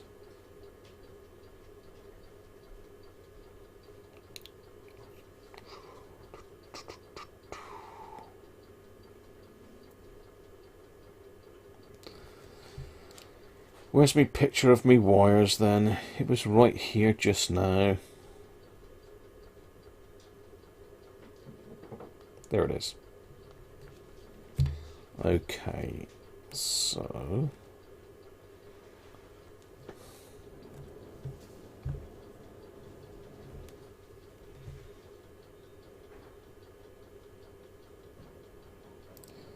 use the red to the left. Let's grab my soldering iron again.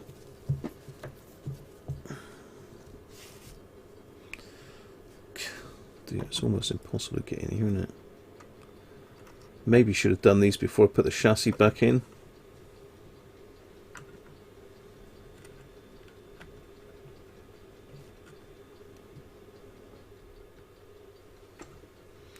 That's one.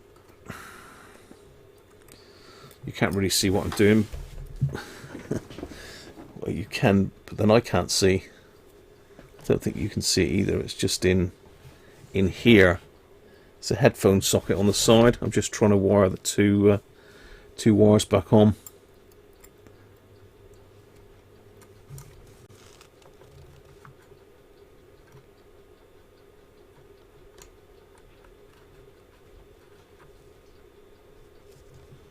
Got it. Done.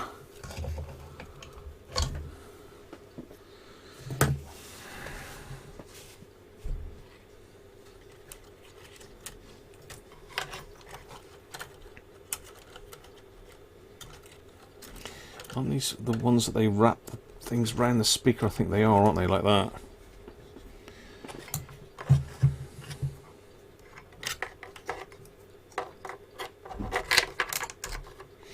Right, back door. Let's have a look at this back door. Did I clean that? No, I didn't. I thought I did, actually. Doesn't look like I've cleaned that grill very well.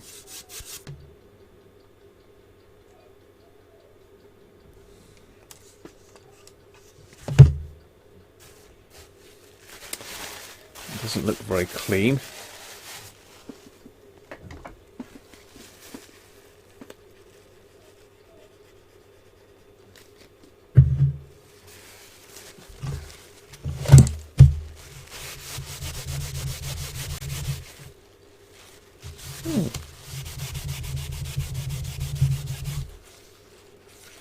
Looks like I did clean it.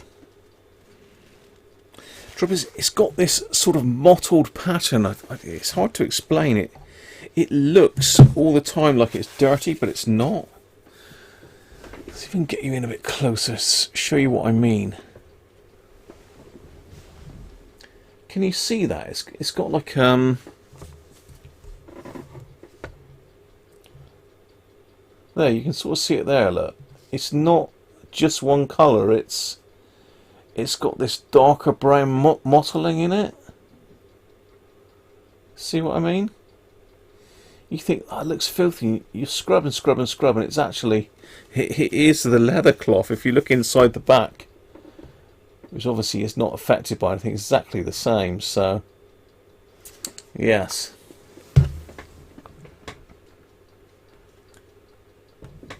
Oh, too far. Okay, so we've got to get the back door screwed on. Let's give the hinge a little bit of a clean. Looking nice, don't we?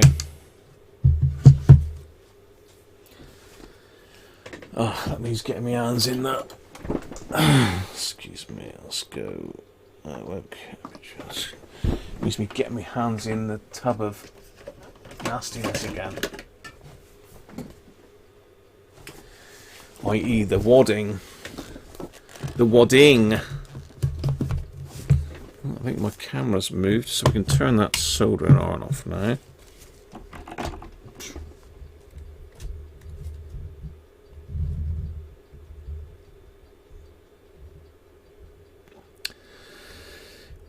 About there.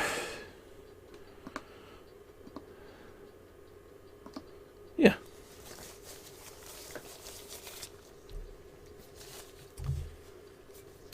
Theo. How are you, Theo?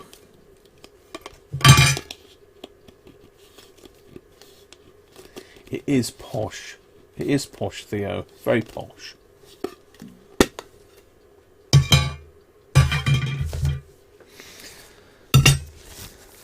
So we'll get this back door put on, and then we can have a close-up of these knobs and have a look, see what you think. As I say, I'm going to need to polish them. I mean, they are okay, to be fair. They're not cracked all the way through, but as they say, prevention is better than cure, isn't it? If I can stop them going any worse. But someone has had a go at them before.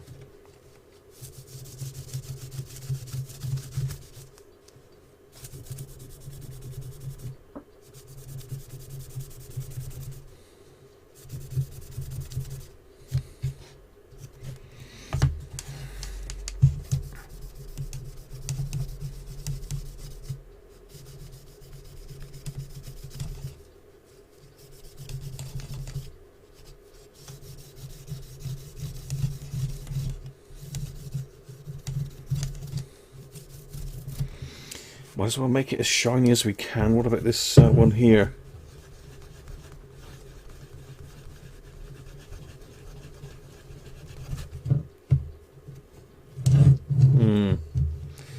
That one really ought to come out, but that rubber's perished.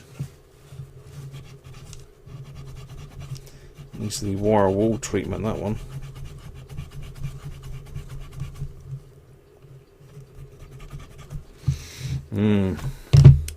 Needs the wire wool treatment. Ooh, do you have my stomach then? What's going on there?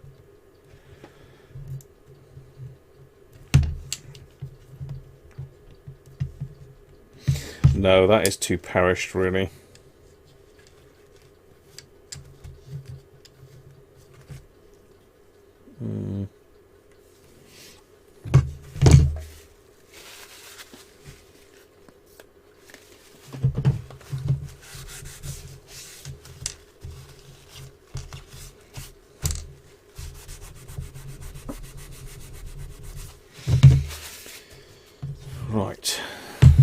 where's my polishing cloth?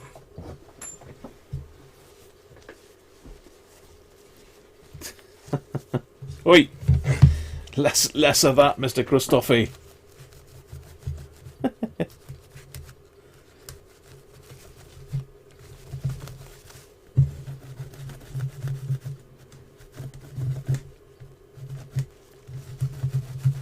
Cool, that's come up nice. Look at that. Woohoo! It's like jewellery. And that's the stuff that's recommended by Mr. Mancave himself. Never dull. Just like Mr. Mancave, he's never dull. That's one thing you can say about Sean. He's never dull. Cheers, Sean. You love it. He loves it, really. He loves it. The more abuse, the better.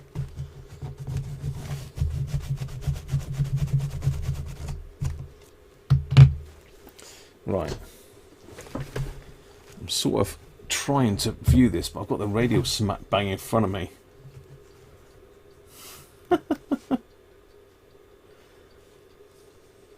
Wow, you know, I like to spoil you all, George.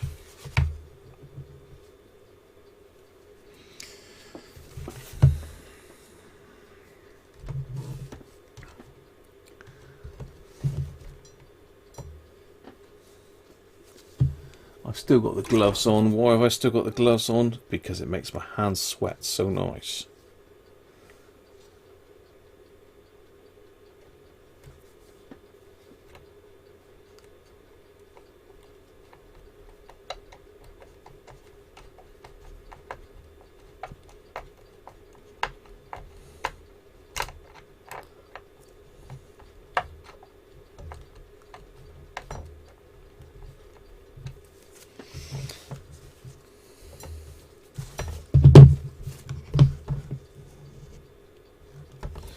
There's some new refreshment out for me on the land, and I must see what that is.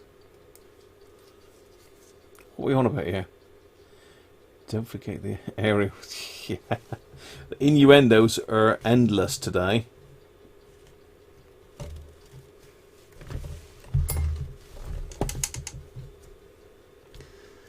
I can't see here now because of the light. Where's the holes? I can't find the hole. Here he is. Let's push that in and give it a twist. Got it. Got it.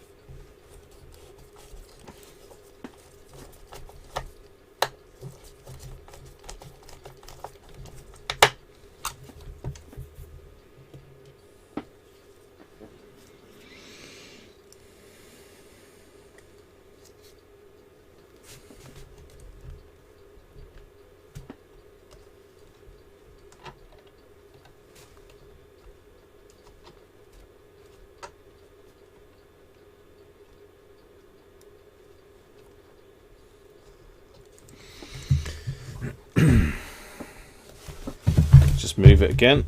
Try and make it easy on myself.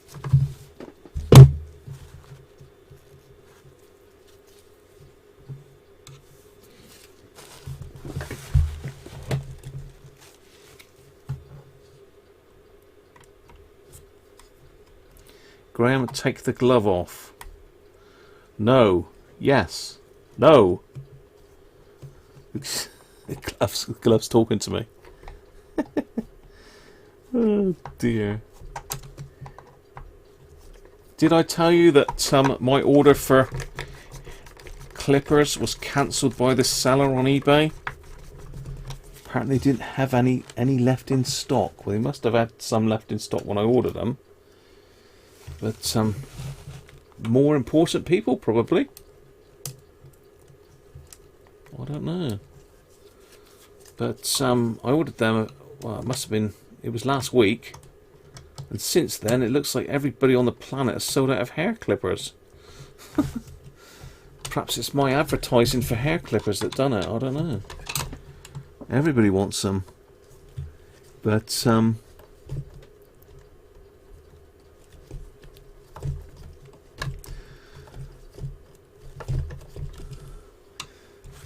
you know, you've got to support your local barbers though, people, don't forget. If you're going out buying hair clippers, Once all this is over, then back into retirement they go. Why is that screw impossible to do up, I wonder? It's because we're live. It's because we're live.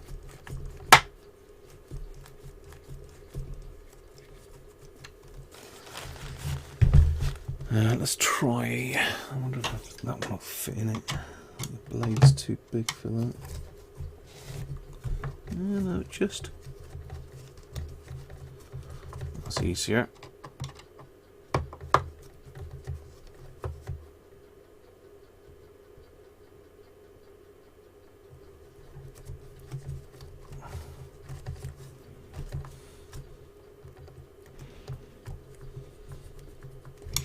Got it.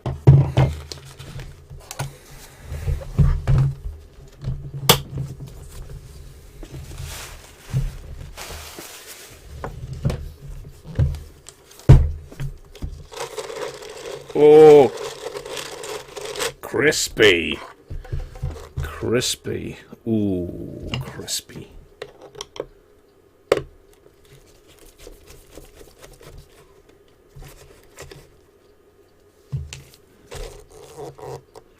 Just taking the turntable off of it. Oh, there's a screw missing from there, eh?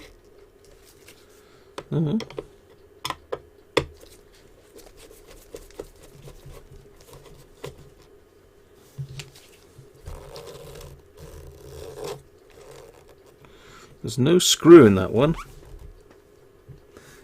And even more of a mystery, there's no hole in it either, so it's never had a screw in it. Now, the innuendos now are going to be off the chart. Yeah, so we've only got 2 holes.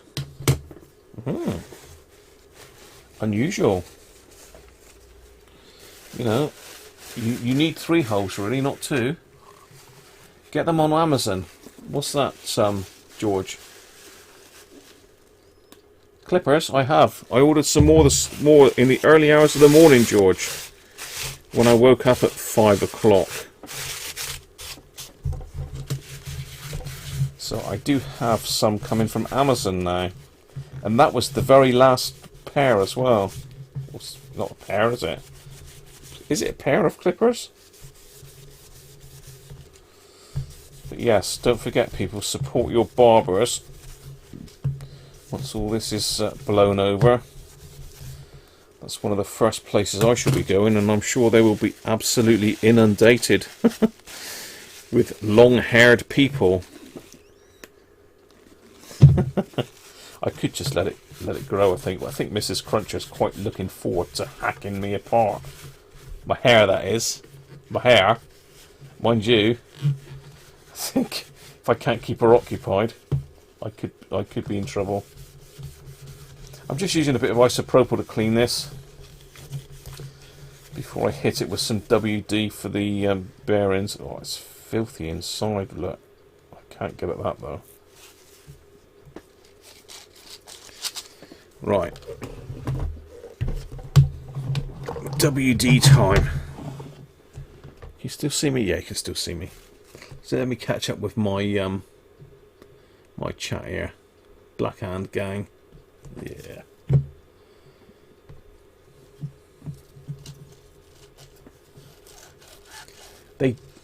They did do the R500 in red, Sean, because I got one here.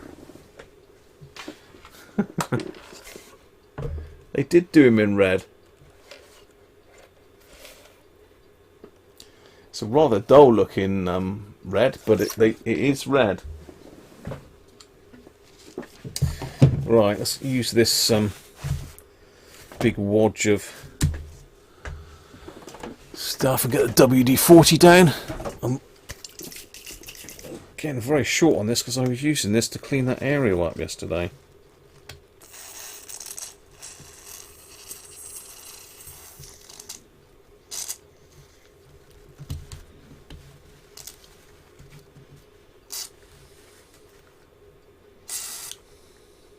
So I've got the glove on the wrong hand, really, haven't I?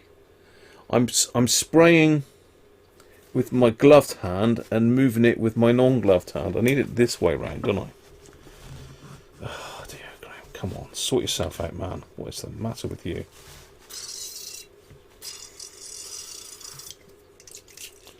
I think I've lost the propellant, people.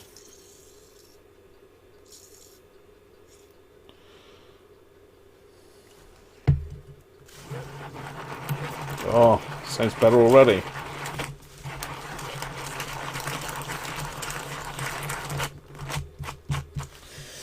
What you've got to do, though, is you've got to tip out the dirty WD-40. Keep flushing it through, really. Oh, hang on.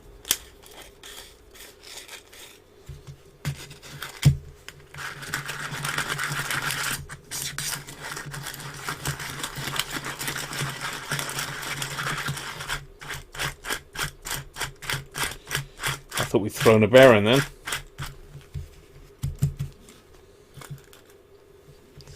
That's going a lot better now. Let's make sure I'm not...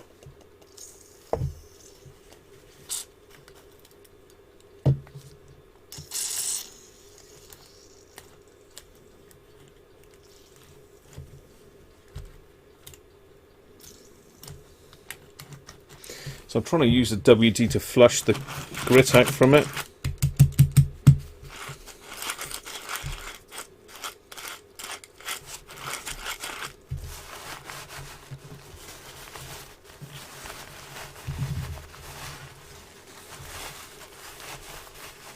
I'm doing it again, look. I've got it hold with the...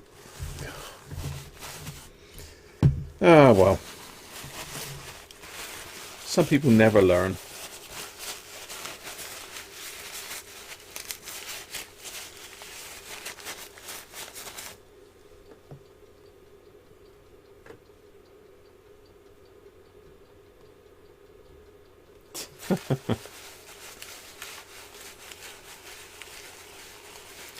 So she said, George. That is what she said. But she might have had a few ciders on board then at that stage. So, you know. She ought to do it live for her channel, didn't she, George, really? Mrs. Cruncher's channel.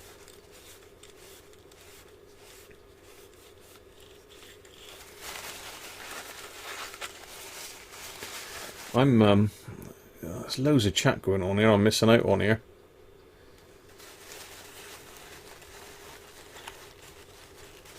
Sean's thinking 4 to 6 months before barbers are able to open again.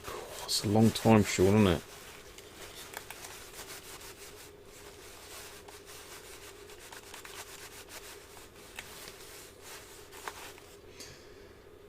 Wow.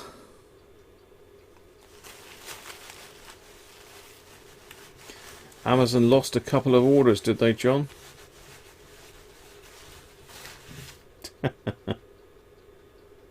You haven't had a drink in hours? Well, not since you woke up, Chris. That was your last one, was it? Right. I'm happier with that now.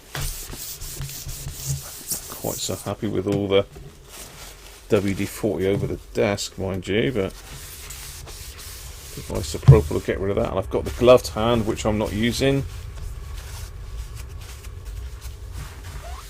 He does it after half a box of Sanford. It will be a watch for sure. It certainly would be, George. Oh, sweaty Betty. Who is Sweaty Betty, Graham? What the hell are you on about now? Oh, dear. Right, actually, they need a bit of a going over with a wire brush.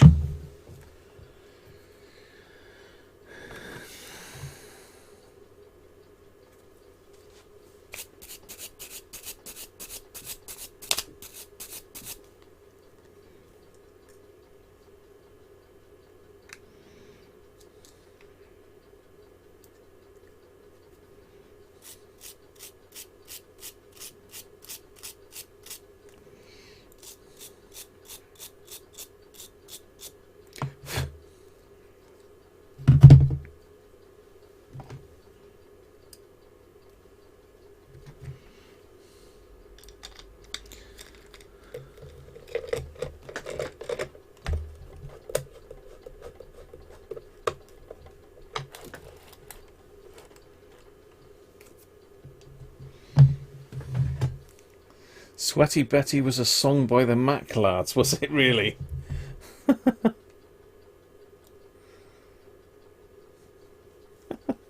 That's obviously where I got it from.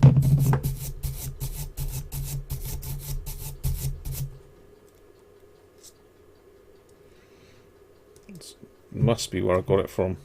Never heard of them. Sweaty Betty. See, look, this is like a pop quiz, isn't it? We ought to do a radio quiz on it, don't we, really? We ought to do a radio quiz, don't we? That'll be a good idea. I'll keep you all on your toes, get the old brains going, wouldn't it? She works down the sewage farm.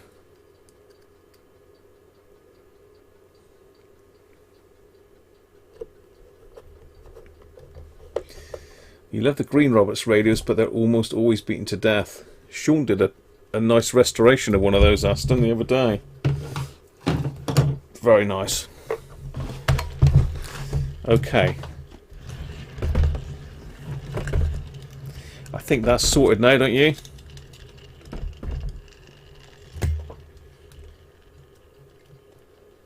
Chips and gravy twice. Chris might know that, Betty. Do you know Betty? Sweaty Betty?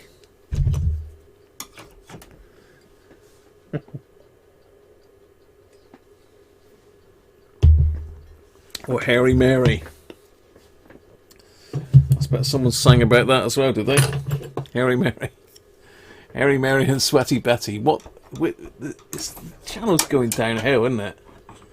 The channel's going downhill all the time. Turtles' heads. What, Jeff? What? Yeah, he's nice. Looking good. Just got the knobs to do. So what we'll have to do is I'm going to have to go into the toilet. And I can't take you with me because I haven't got the radio mic. But look what arrived yesterday. Replacement microphone plug, but I don't know. I'm deviating yet again, am I?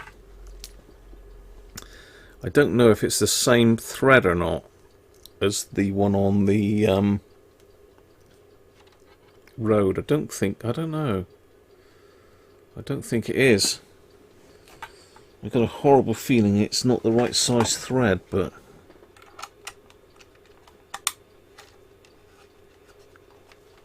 oh, it is. It is. There you go. Could have my lapel mic back working, look. Just got to wire that in. That's good news. Oh.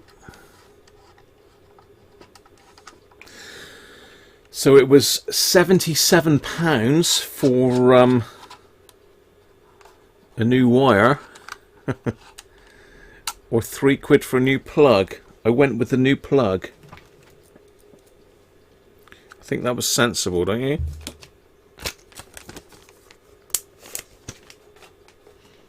Right. Lockdown Maz. Juicy Lucy. Oh dear. You used to see the Mac Lads live. It was always a bloody bath. Really?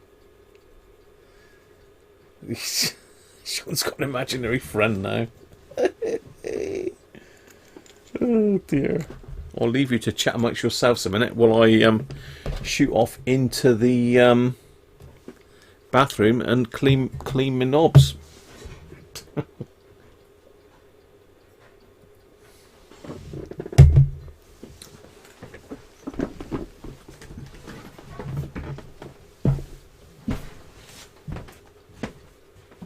Right, Garrett. Yeah, they're all looking forward to your haircut and live stream. Yeah, if you want mute. Yeah. Yeah. Well, no, the microphone's in the other room. Told you, didn't I? What? I'm fucking fuming. She Oi, got oi, oi, oi, oi. Can hear that? Oh, can they? I thought you said it was like. It's in the other room, but it's still can hear it. Oh. Well, best I'm not saying anything.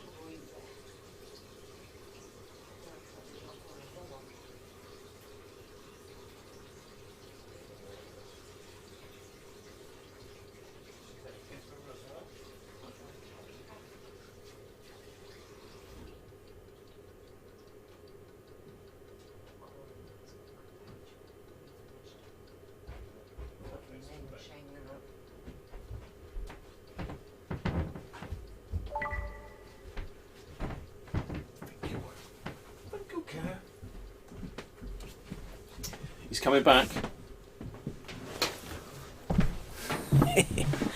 Hopefully Mrs. Cruncher's language didn't come through the microphone, but I bet it did. She's a nightmare, isn't she? She's a nightmare. You didn't hear that, did you, at all? You didn't hear that.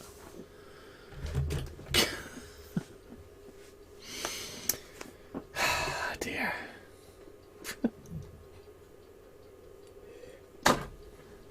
We try and keep the channel clean, and Mrs. Cruncher drags it down to a new level.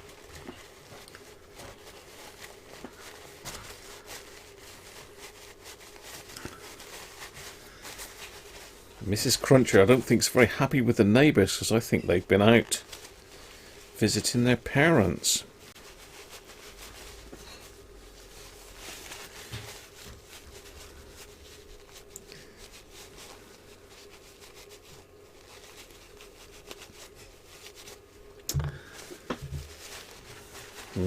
Bit naughty. So yeah, Mrs. Cruncher is fuming.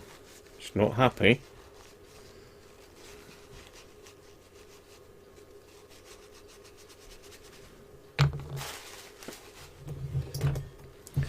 But there you go. Oh dear.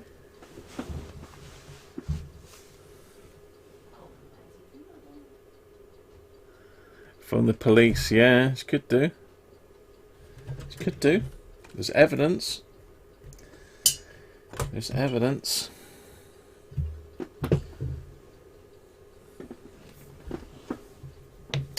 Right. The knobs are clean. The knobs are clean. But look what Mrs. Cruncher's brought me up.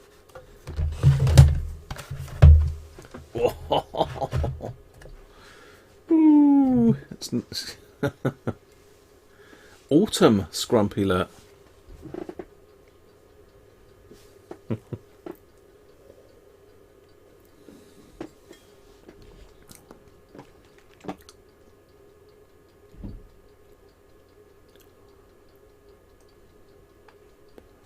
I thought she was Karen, not happy.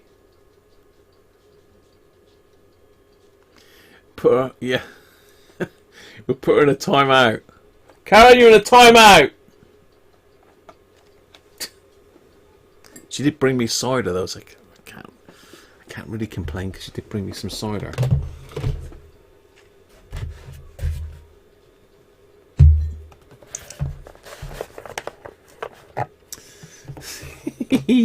I think Mrs. Cruncher's tongue took the tarnish clean off of him.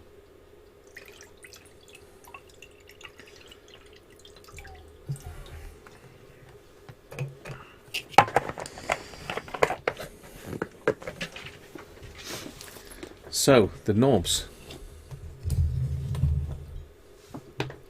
And Mrs. Cruncher's not upset with me, people. Don't worry about that. It's just she's not happy because the neighbours obviously are putting us at risk as well by going out and doing whatever the hell they want.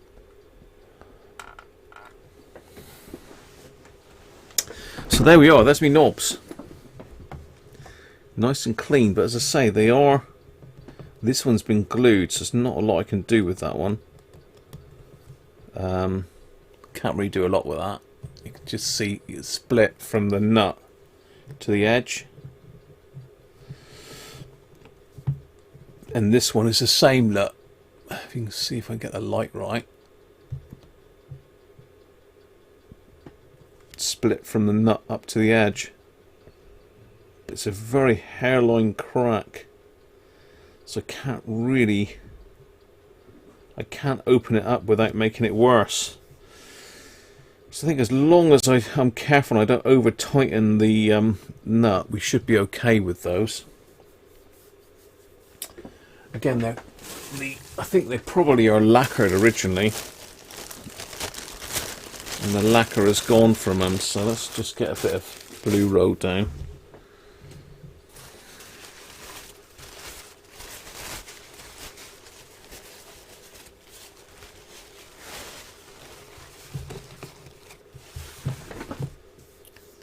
Once open, drink within 7 days. Yeah, it don't usually last long round here.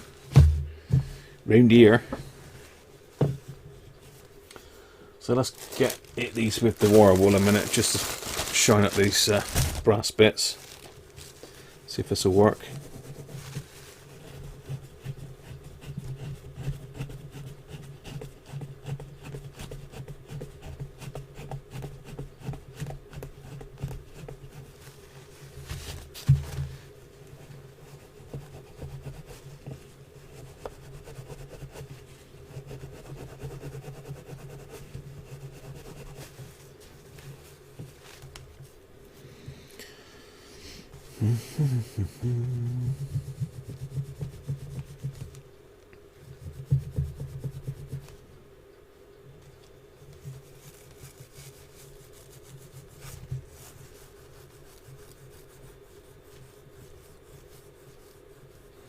Better than isopropyl lasting, it certainly is.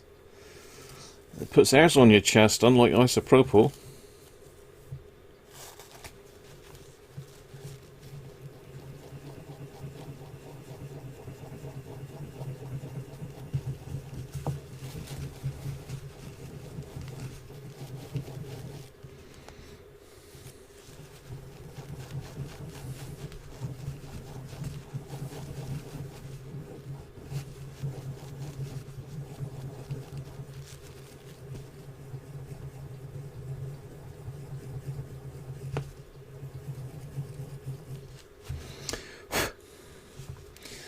Yeah, I don't know if these brights come off, or I think the plastic comes off, doesn't it? Yeah, I can see that the brights are sort of bent in under.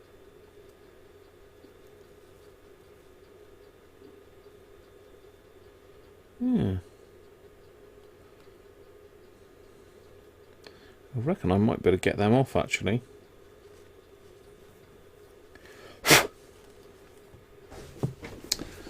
Where's my little red friend?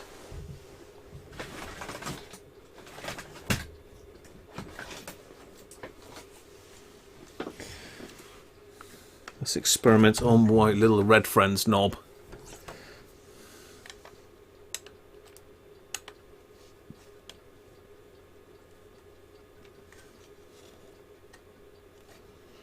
Yeah, good call, George. Yeah, no, I like that idea. I haven't got any acetone though, George. And the nail varnish is pretty rubbish, to be fair. What I'm trying to do is just it's gone really dark now for some reason. I'm trying to zoom out a bit. I'm trying to get these centre caps actually off. Because in behind I can see they're actually held in, they're just like sort of bent backwards. So I try one of these on the spare set.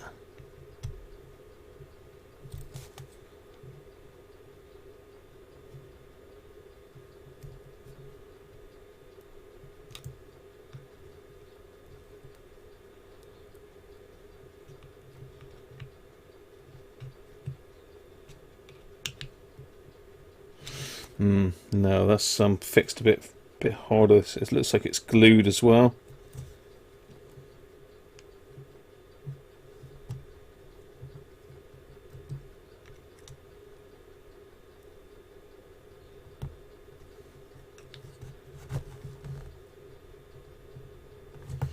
Yeah, I think it's glued as well, so it looks like I'm not going to be able to get those off.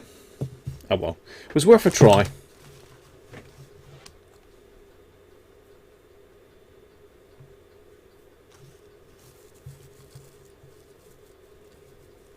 Why do I not fill it with resin? I could do I haven't got any resin, but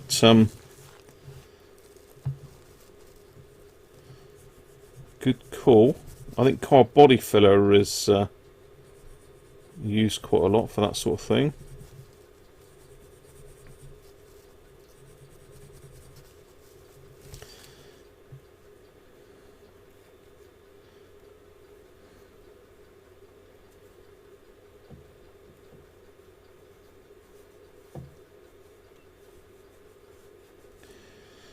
I'm trying to get all the way in underneath the edge of it, but just trying to get my fingernail with some wire wool in in this, like a little lip.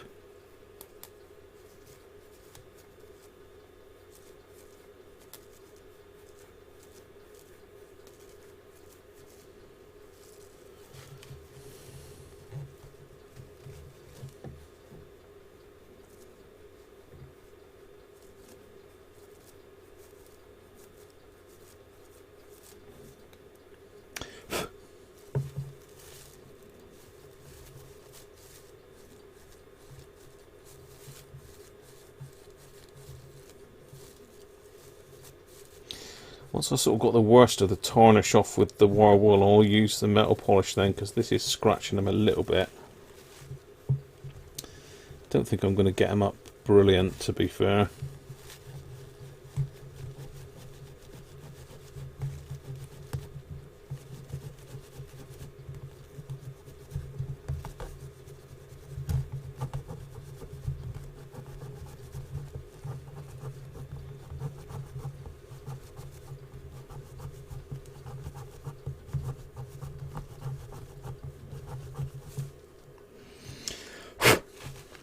Pretty good.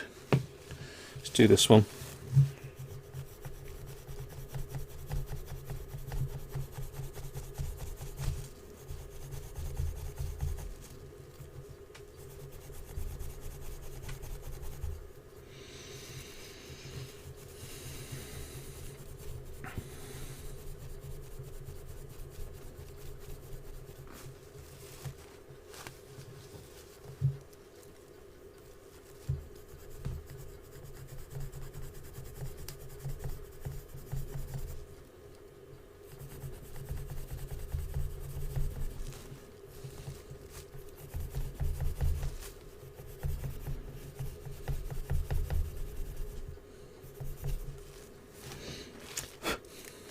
Okay, now the inner one.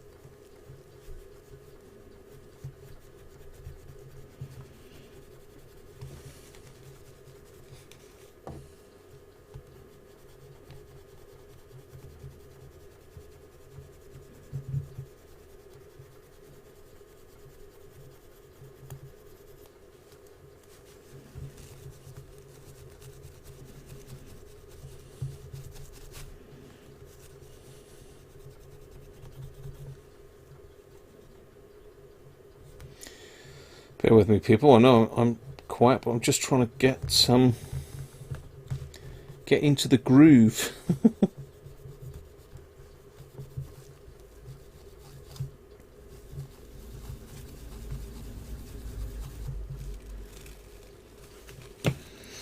Right. Horrible stuff, wire wool. Gets everywhere.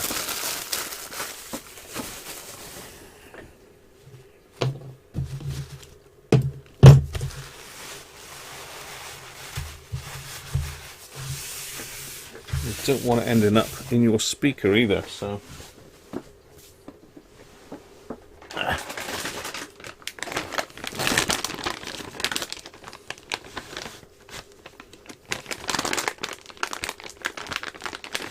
Yeah, I'm going to go over them with Neverdull to finish them, sure.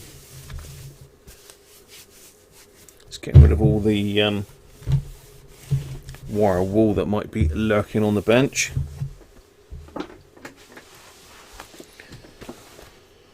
And then we'll get the Neverdull out.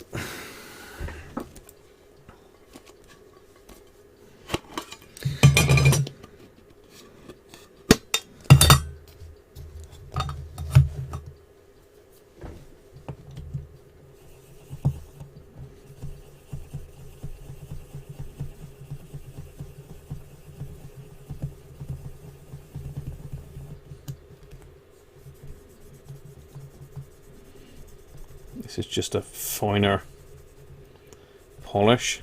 Give them a final shine. It does get a bit of black on it, so I'm going to have to take him back in and go over him with a toothbrush to remove the black.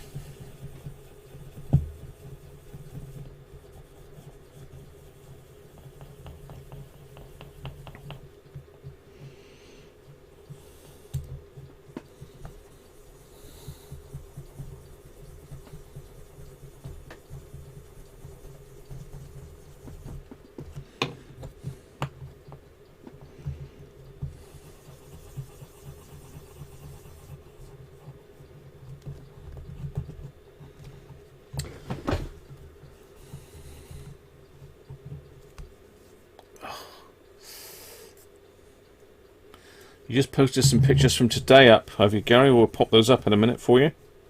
Where have you put them? On Facebook, Gary, or on Messenger? If you want to wang them across to me on Messenger, to my personal Messenger, I'll put them up on screen for you, mate. Show you guys what Gary's been getting up to, because it's hurting my hand. Too much polishing.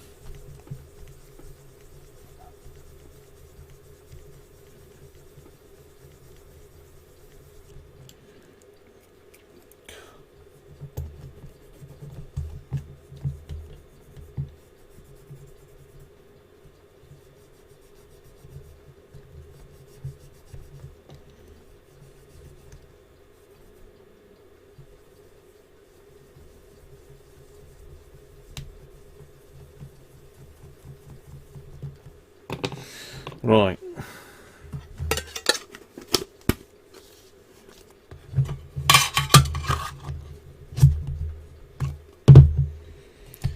Cheers, everybody.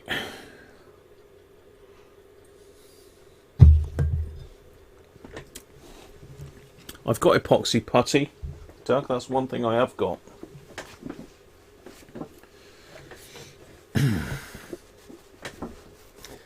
On your Facebook, Gary, alright?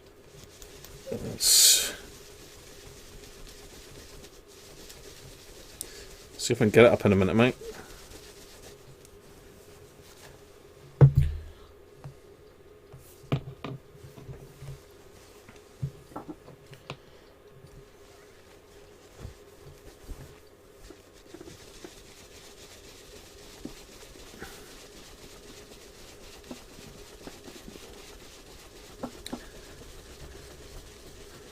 It is a black glove job, really, John, but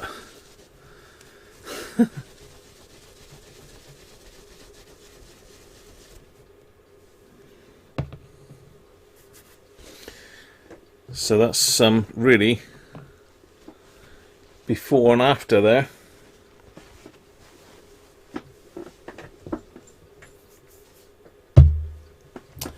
Certainly come up well, haven't they?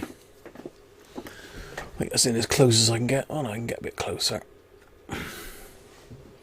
Apart from I'm obscuring them now.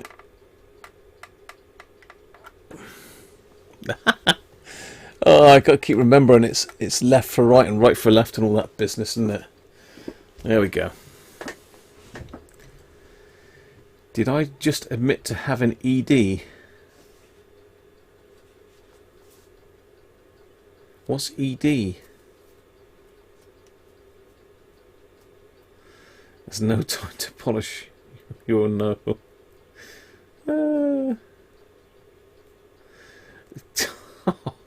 George, there's no issues in that department. Thank you, George.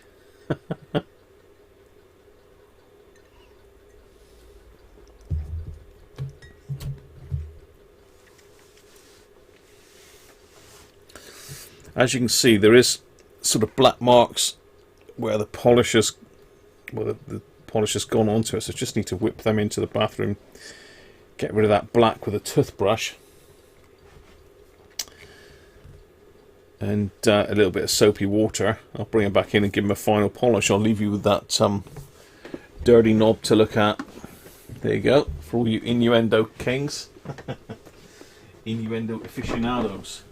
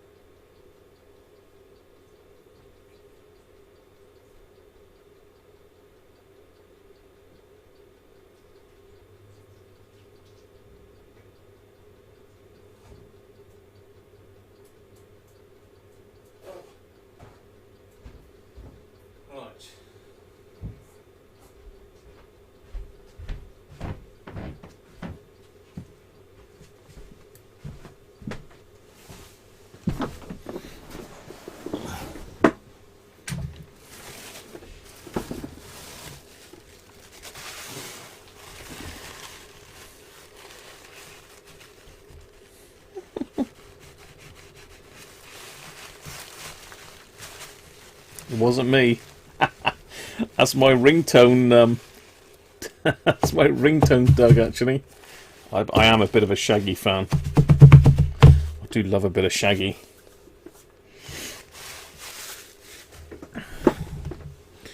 Right, I'm back from the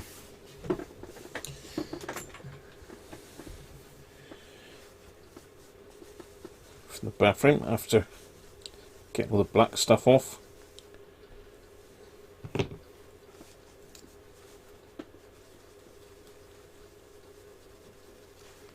Let's give a final polish. I mean, really, I suppose I ought to lacquer those, but I never have done yet. The sort of lacquer is going to go all over the plastic as well.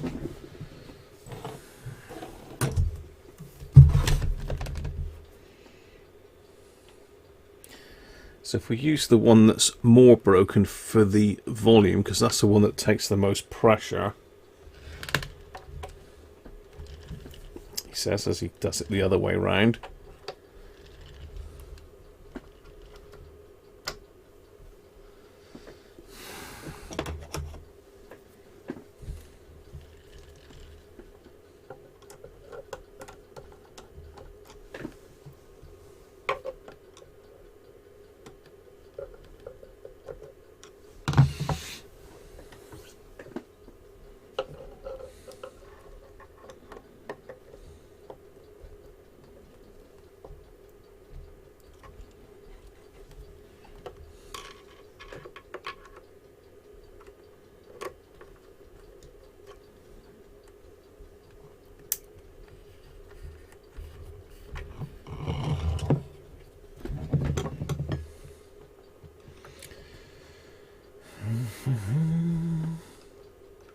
Come on, I can't find the slot.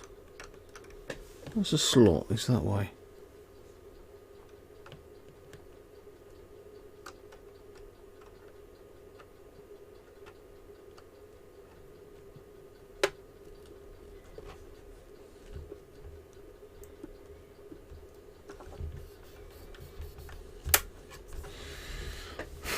There he is. There he is.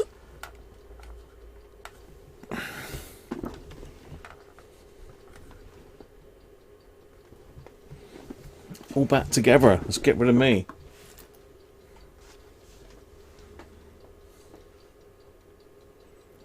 What's that? The light? Yeah.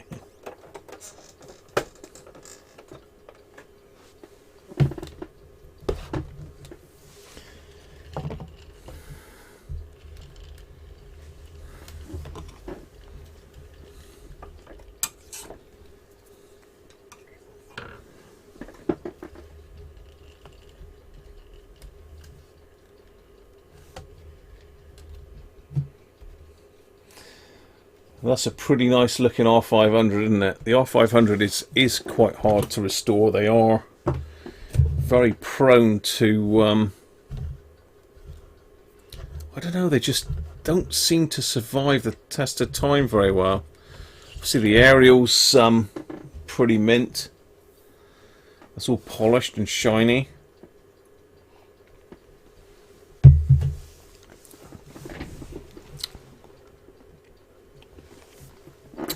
It's got the original brass areola.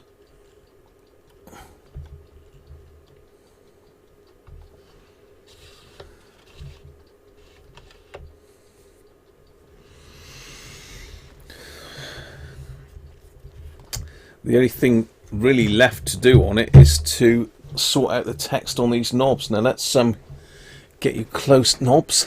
Got knobs on the head now. It's you lot. I blame you lot. This is what we're talking about. You can see long waves there, short waves nearly there, but medium wave is totally gone. The only way I can think of doing it is to work out what the font is. And I did get your font pack, Andrew, but I'm not sure. These are fairly basic fonts. It might be Helvetia, I'm not sure.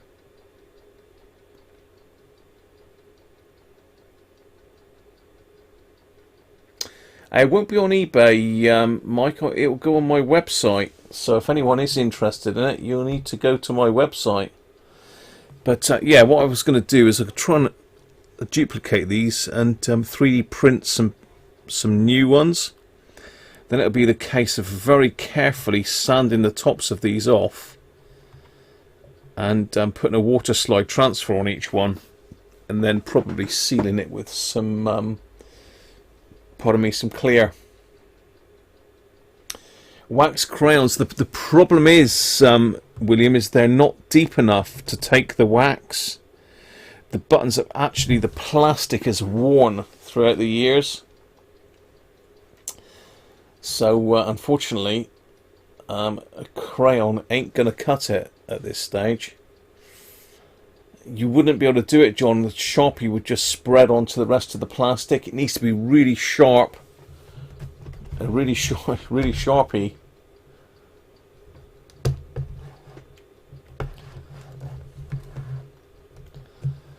Yeah, it needs to be really Sharpie.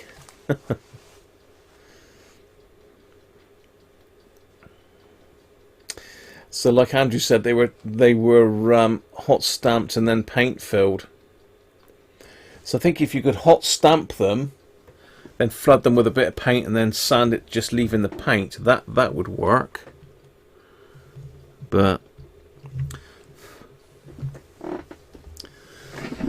yes. So there you are. There's his face.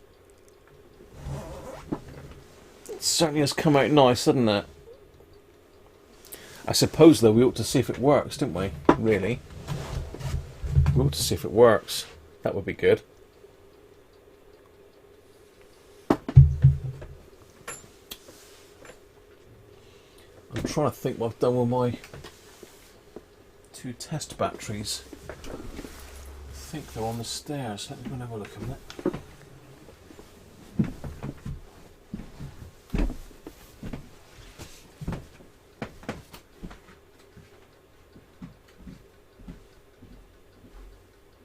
Yes.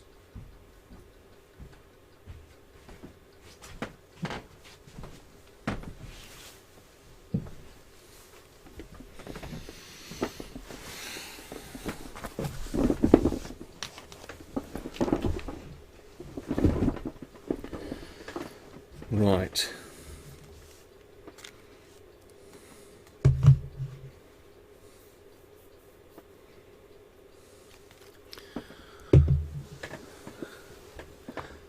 So let's zoom out a bit.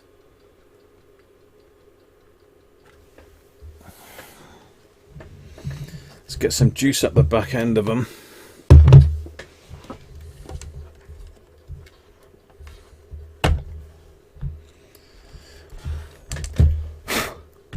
Always happy if you can find anything like that, Mike, because all these techniques are long gone. Let's get rid of some dust that was in there.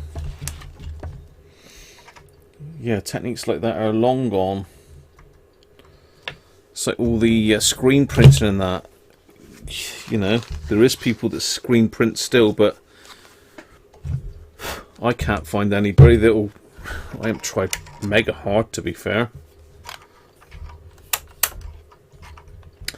I can't find anybody that'll screen print a Hacker Super Sovereign top. Hang on, that's the right way around. Yeah, there we go. Tight fit, that is.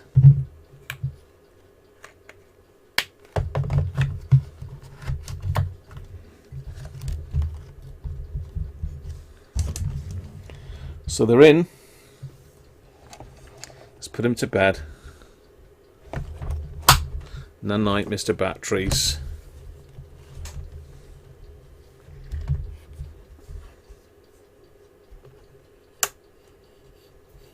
Ha! It's not working.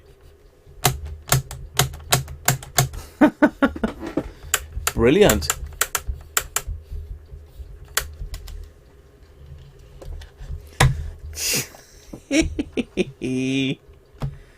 Why aren't you working?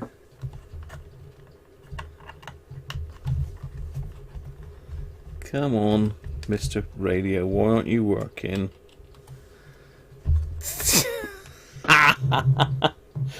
Oh my god!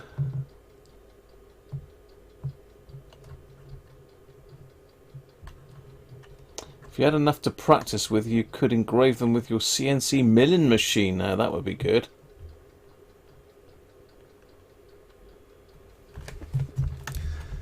So why is our radio not working, people?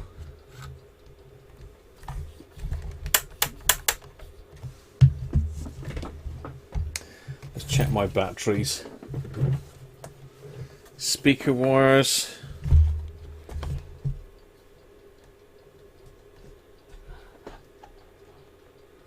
Speaker wires are on, Mike. It's not a speaker wires.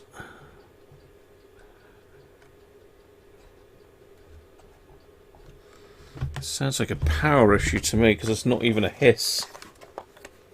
Yeah, I'm just trying that now. I'm just cracking the soldering iron.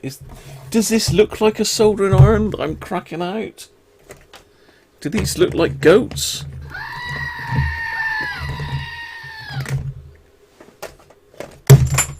Steady. Goat's trying to escape. He knows it's lambing season. Jealous.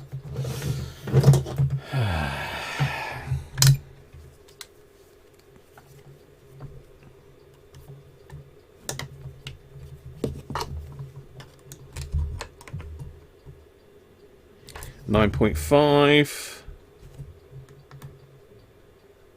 Oh, hello. 9.5.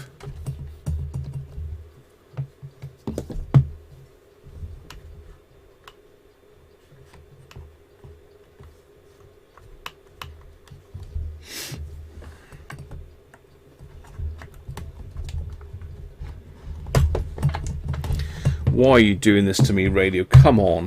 This is not supposed to be a fault-finding video.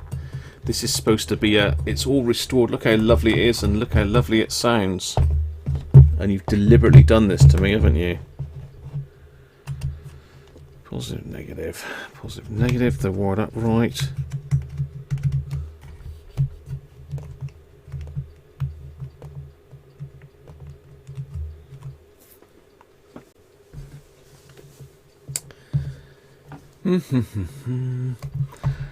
Do I have to take the thing out of the chassis again?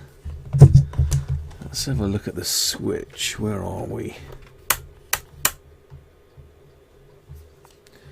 Let's pop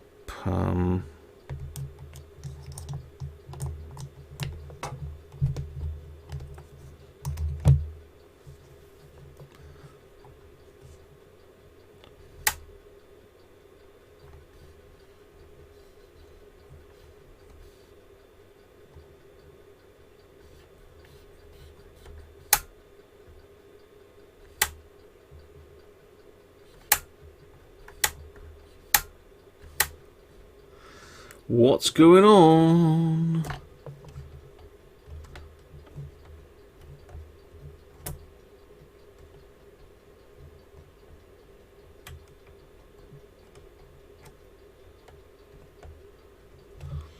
Sounds like a power issue to me. Let's just pop it on the power supply and see what's going on. Bear in mind it is 2. Make sure it's not drawing massive current because we don't want to kill the output transistors.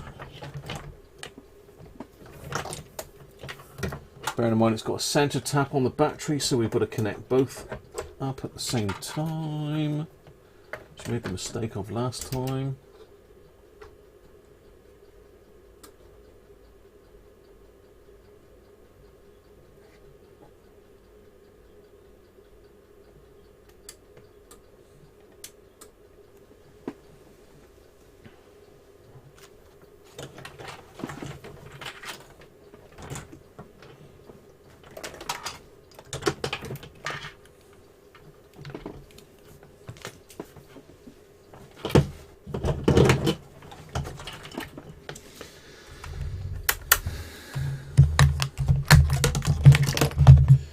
Because I was just looking at the battery voltage, and when I switched it on, it it dropped down to 11 volts from 19, which seemed a bit strange.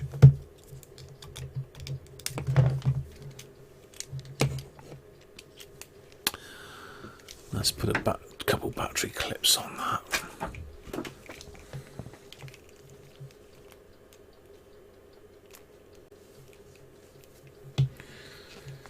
Going blue for positive.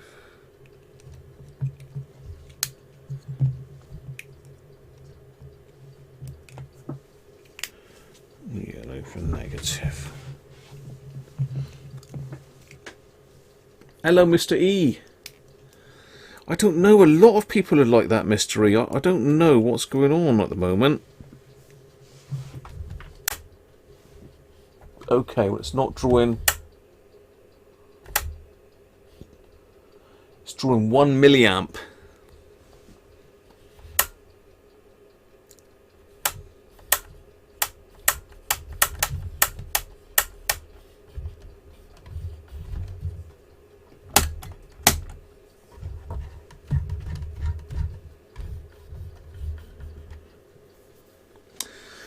It's not drawing any current, really, as such. It's drawn a little bit, but not a lot.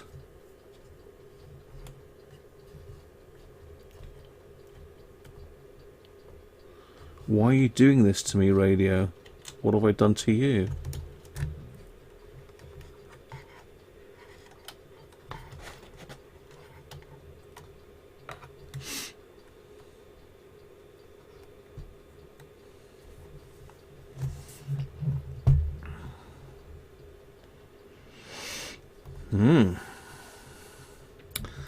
What a pain in the back body. Let me have a drink while I contemplate what to do. Let me have a drink while I contemplate what to do.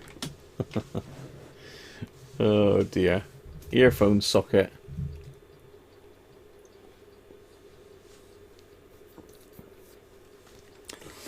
Yeah, it's going to need to come back out.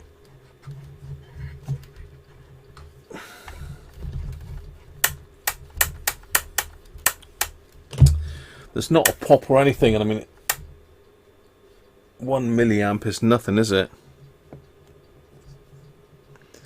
I would think it should be drawn about 2 or 3 at least.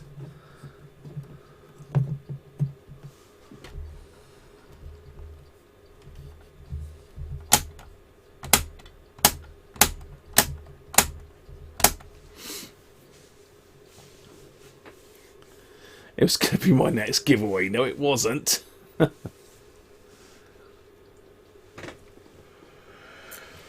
Yes.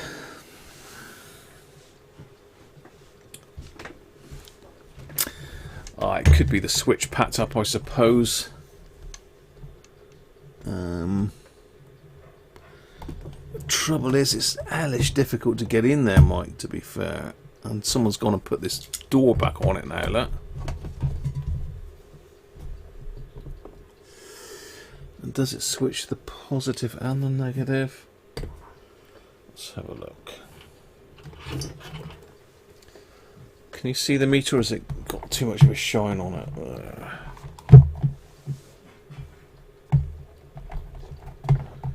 Too much glario.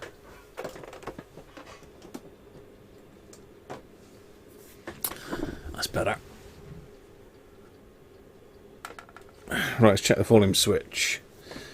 I'm not sure whether it's switched positive and negative. Let's have a look. So we're 18 volts at the volume switch, the power switch. 18 volts going out. Let's turn it off. 18 volts there. Still 18 volts. What?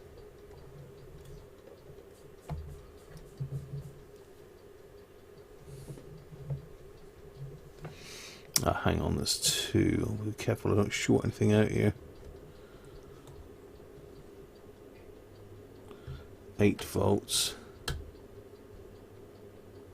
Nothing. 9.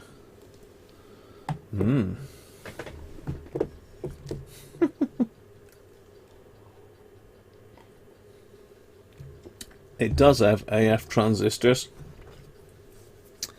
but they've all been zapped.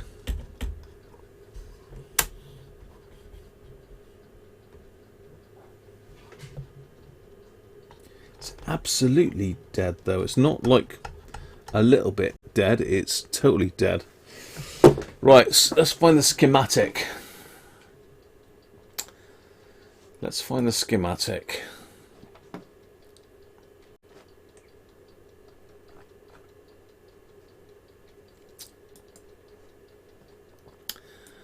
Let's find the schematic. Let's go into history. Turn it off in the meanwhile. Where's my R500 gone?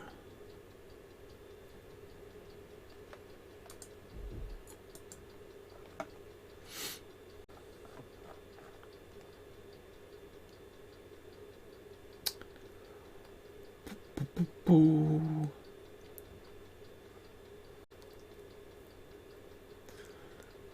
You know, these things are sent to try us.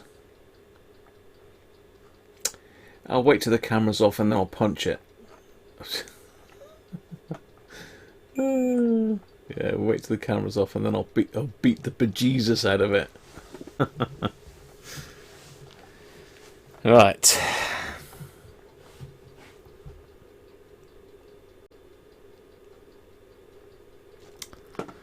Okay. It's not there. Let's find another way. Let's find it in my...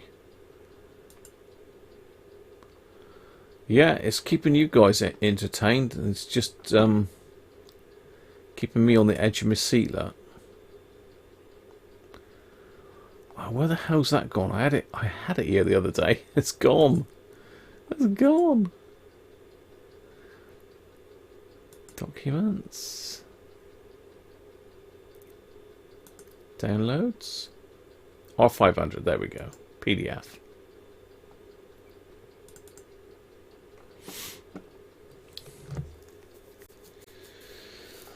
Okay.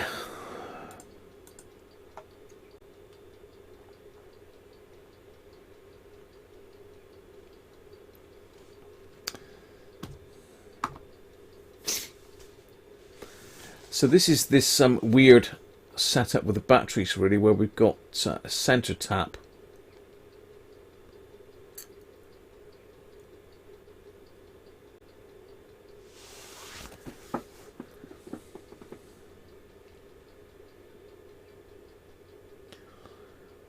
So our positive supply should come in at the base of TR4, although no, it's not.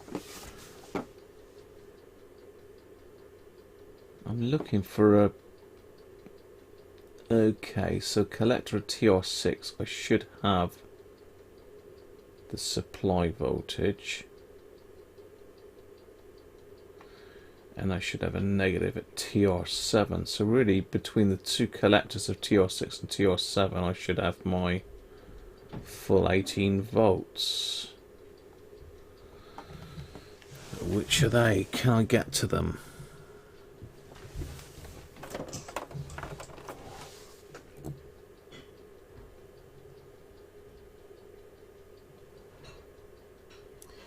I might be able to get to them if I use my other probe leads. If I can find my other probe leads, there's one.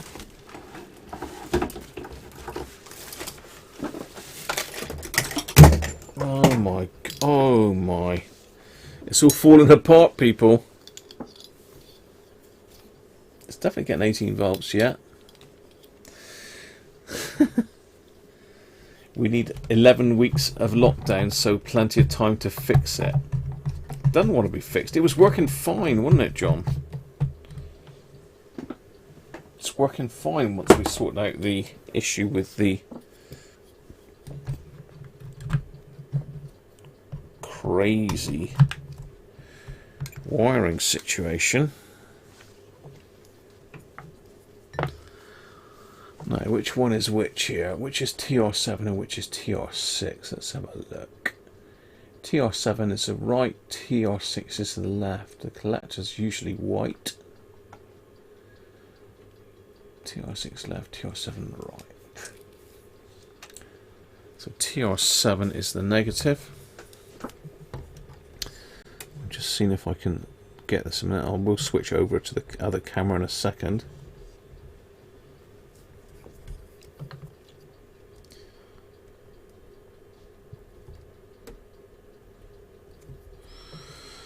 Okay, so I'm just trying to measure between those to see if we've got the supply voltage at the output stage. So if we haven't, then obviously that would cause us a bit of a problem.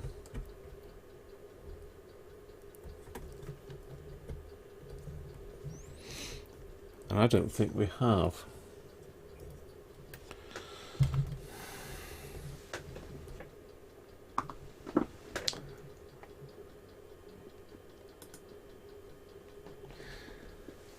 So you can see my meter there. I've got these two leads connected in.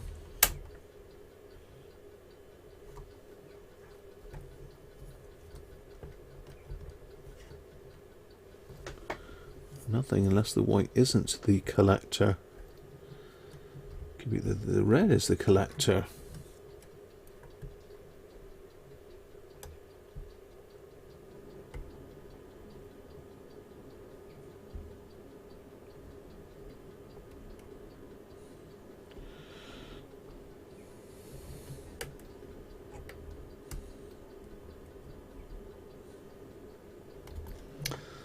Difficult to get in here with the leads because there's not a lot of space on the board. Well, 18 volts there.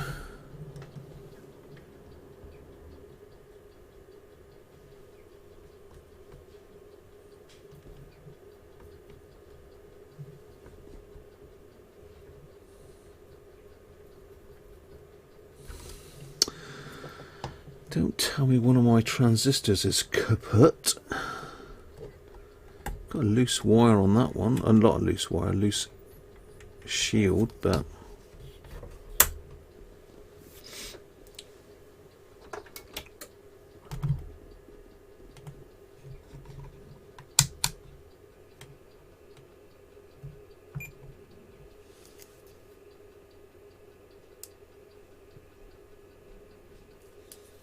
what?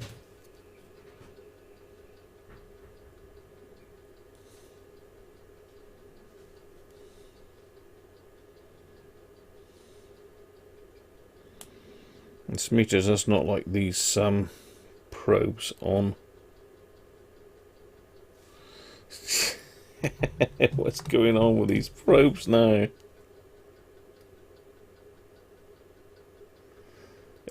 Are we going to have an episode 14 of this?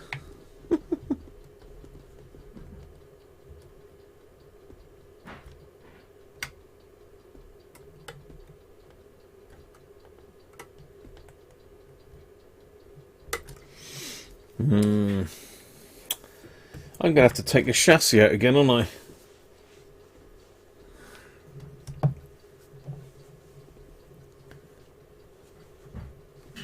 Has it got temperature? It's got to come out again, Doug. It's got to come out.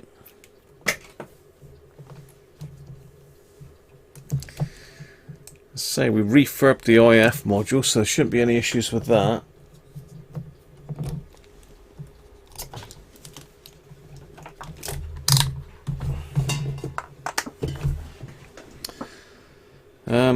Let me think, what else could have gone wrong?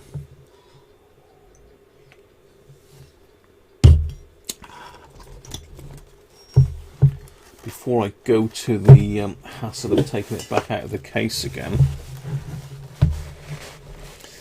let me just get my X-ray specs on and see if I can see anything that could possibly be untoward in here.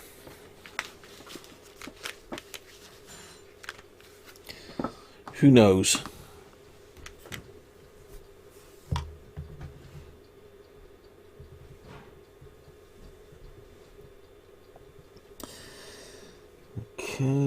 say that's the positive and negative in there. That's positive and negative out. I wonder if that switch is switching both of them though.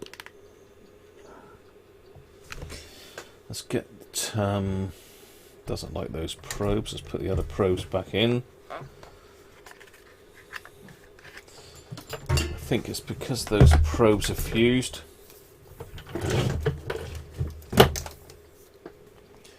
I don't know.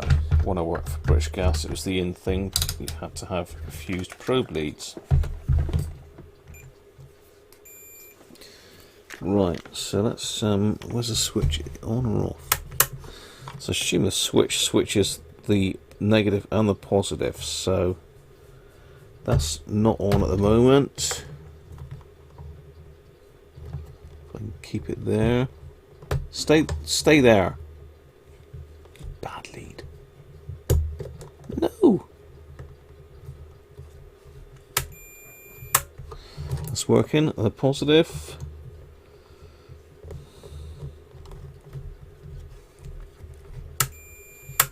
Right, okay, so the switch is working. No issues there. This is whether one of those leads is pulled off when we put it back in the case. That's what I'm thinking might have happened, but we have got voltage at the output transistors. There's lots of other wires in there that could have pulled off in behind. On the switch back's pulled off.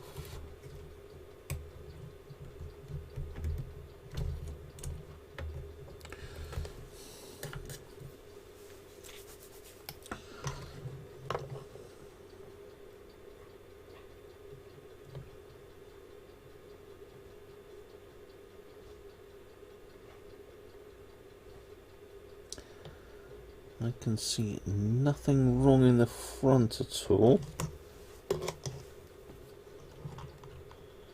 Speaker wires are both on.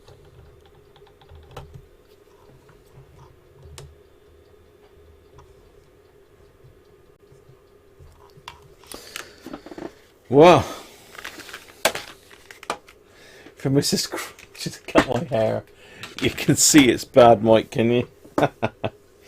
Thanks, mate. Top man. Derek, you're off, are you? Cheers, Derek. I'll have a look at the airband in a bit, and we'll see. There's certainly nothing that I can see wrong on the front of the board. I mean, that's definitely the aerial. That's only a ground, which ain't going to affect anything. That's definitely the shortwave aerial there. That's no problem. Headphone socket, that's not going to cause a problem, I don't think. I don't think it's going to cause a problem.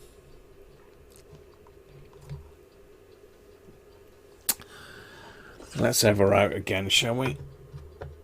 Poor girl, it's her own fault. If she worked, I wouldn't be taking her out, would I? Just Derek, catch your mate, mate. Mate or late? Mate or late? Where's the goats? Oh, they're on the floor. They're grazing. They're grazing. Mate or late? Later, mate, even.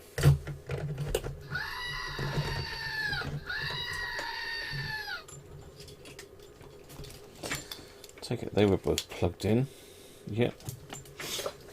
Oh well.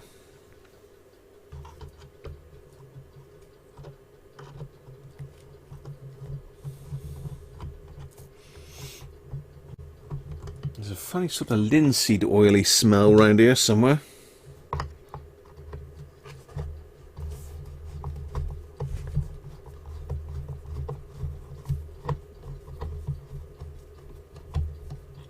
Let's pop him out again for a look.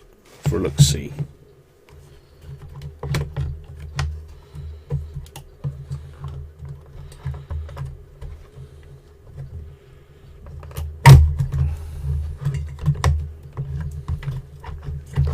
Try and keep it connected to the leads for a minute.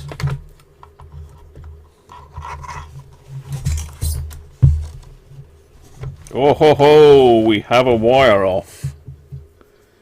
We have a wire off. Ho ho ho! I thought so. I thought as much. Little monkey.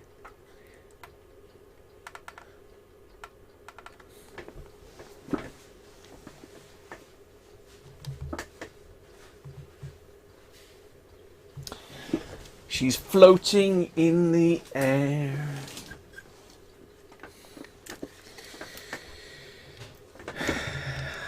That is the ground wire off of the speaker. That will do it. That will do it. What's that, Sean? Great live stream shows it how it really is. Okay doing videos, but yes. If she worked, you wouldn't take her out. What are you on about, George? What have I said now? What have I said now?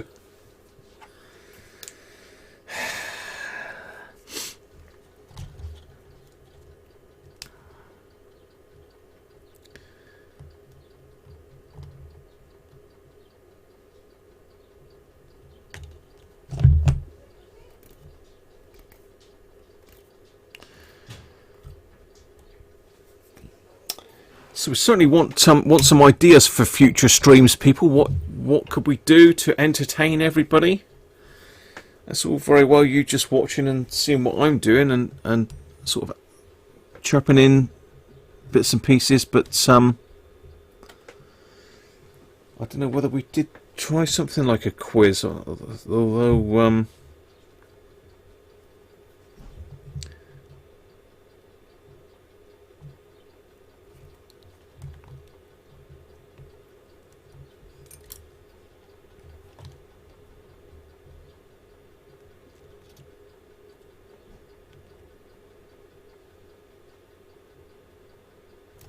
I think that's got it. There's that one there. Yeah, he's okay.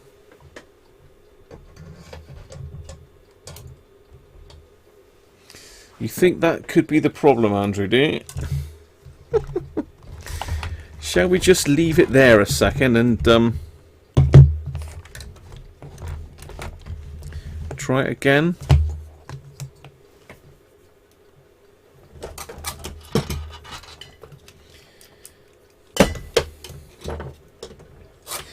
Yes, no connection whatsoever.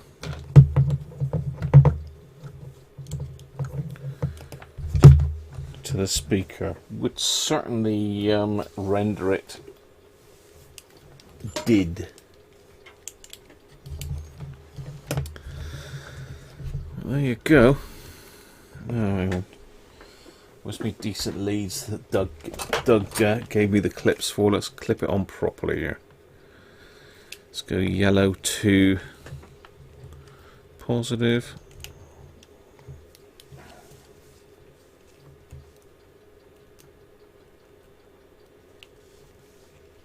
How are we doing? 7 o'clock, people. It's time for me to go.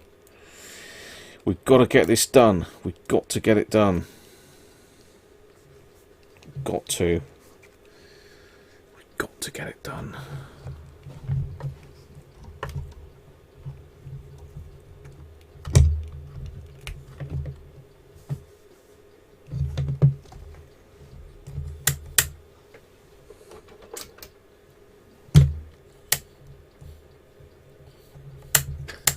The flipping things still don't work. Don't tell me I took the outputs out by not having the earth connected. What are you on here?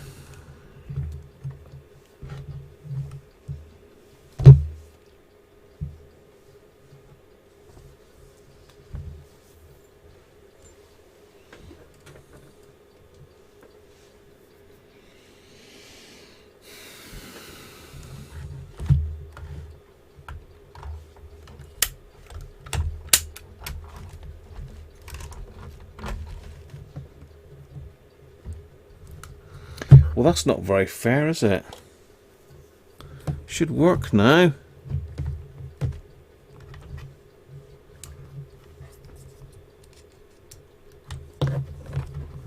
Why aren't you working now? Not drawing any current still.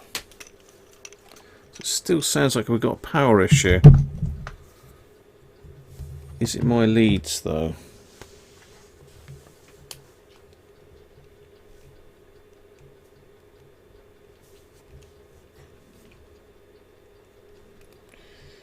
Is it my lead, or has that lead? Oh, hang on.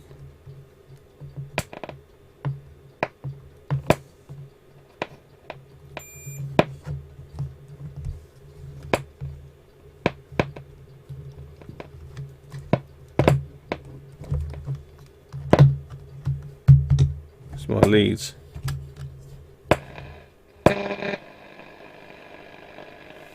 It's my leads.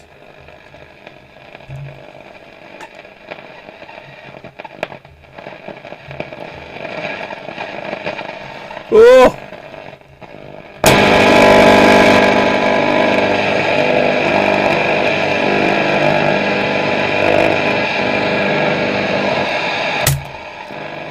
The lovely sound of interference.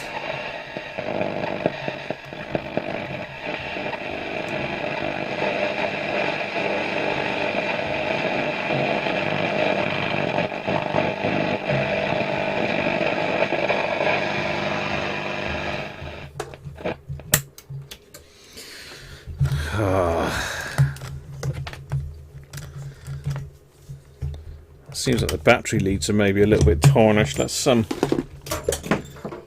try it on the batteries again before I put it back in the chassis and it doesn't work again. Oh, Sean's already... Sean's on the same wavelength now. He's on the same wavelength. We're just going to try it on the batteries a second.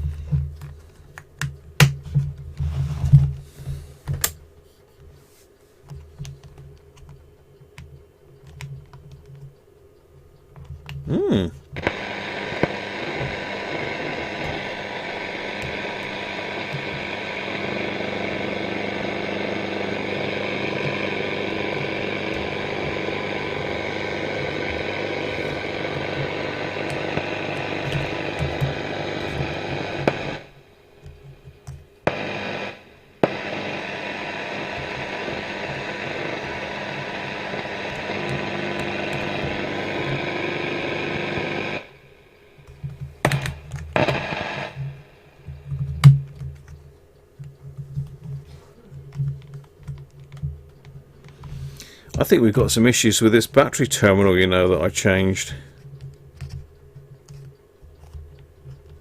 That's not too... What's going... Oh, hang on. What's going on there?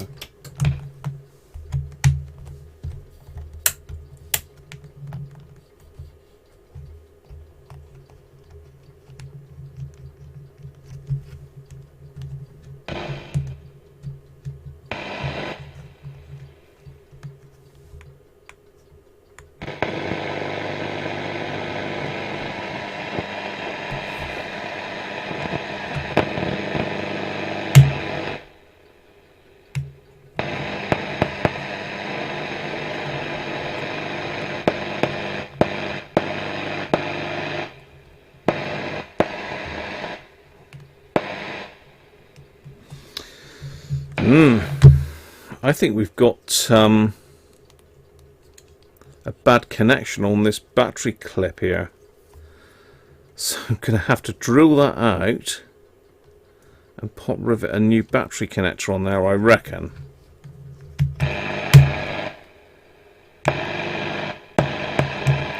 Is it just that they need squashing? Let's squash them a bit and see. Yeah, they might just need a bit of squashing actually. Squashing. Apologies. Oi! Mad as cheese.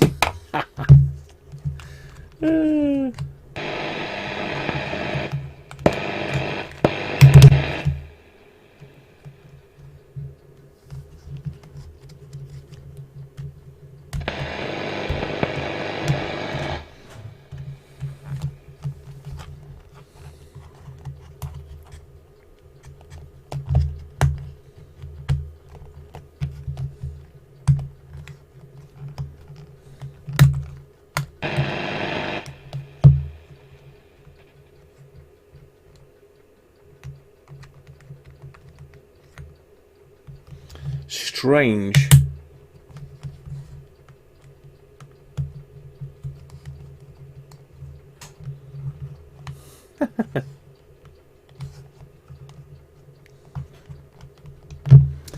It doesn't appear that that's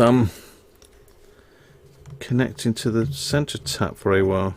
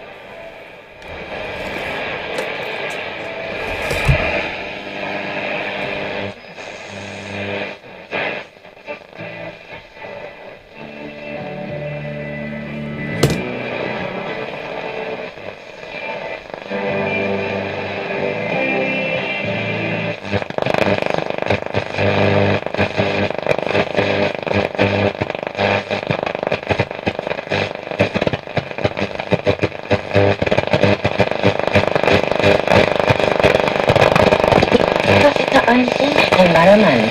Sein Werk weist aber einen außergewöhnlichen Geist auf. Wer Urmus war, erzählte uns der Kritiker und Literaturhistoriker Paul Cernat.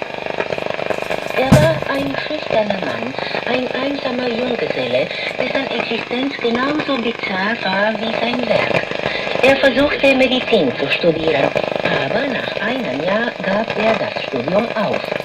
Es wird erzählt, dass er als Medizinstudent im Sezierraum Ohrläppchen pflegte und erschrak, weil sie nicht reagierten.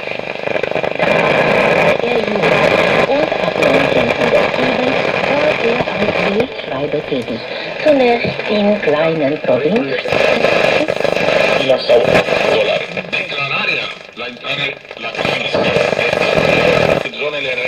Shortwave's absolutely rammed.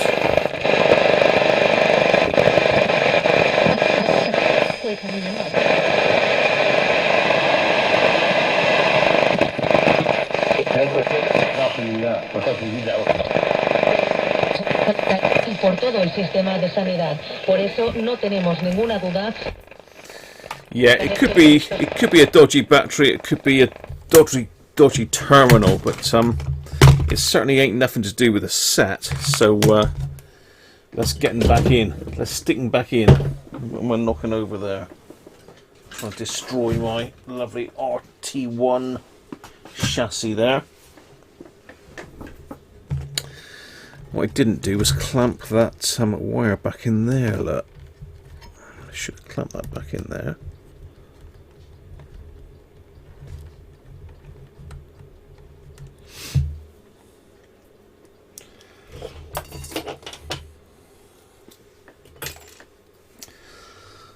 Now that's the terminal that I rewired, Doug.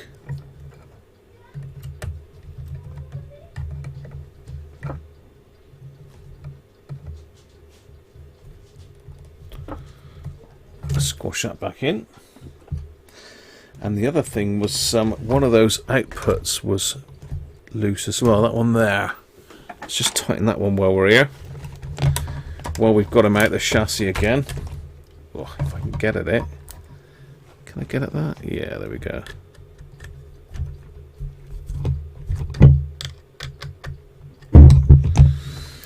Right.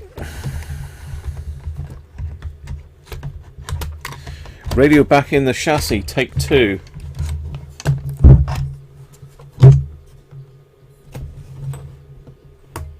Cheers, Mike.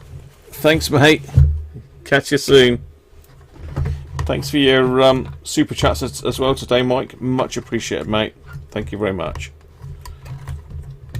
And I'll catch you on Thursday, I'm sure.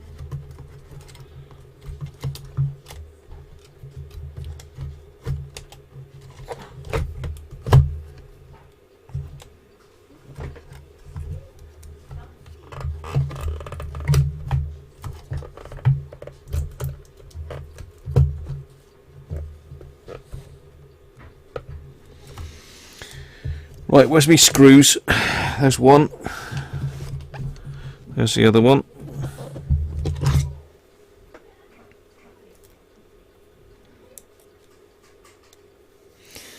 So it's either a dodgy battery, or my favourite is going to be the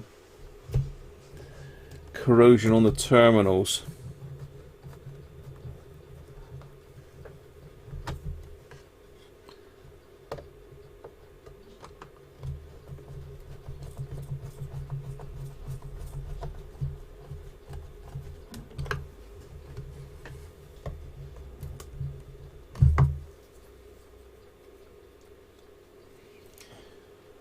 Cheers, Andy. Have a good one, mate. And thanks for what you're doing as well. Keeping us all fed.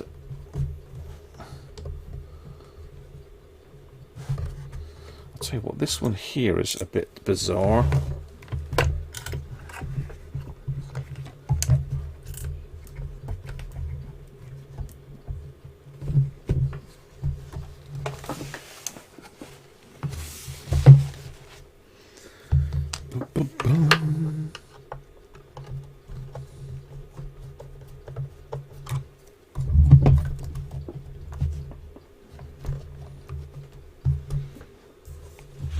Doesn't seem to want to go in. It will do now, but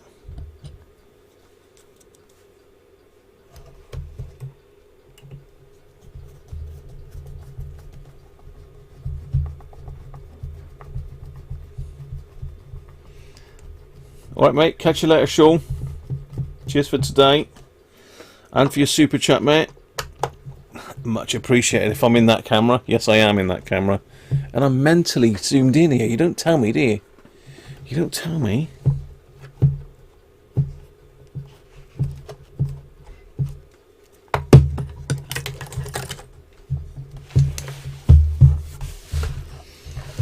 Right.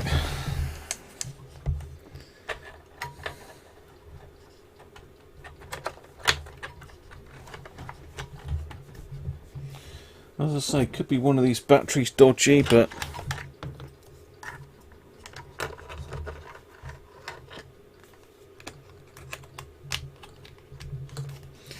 I think it's these old terminals, to be honest.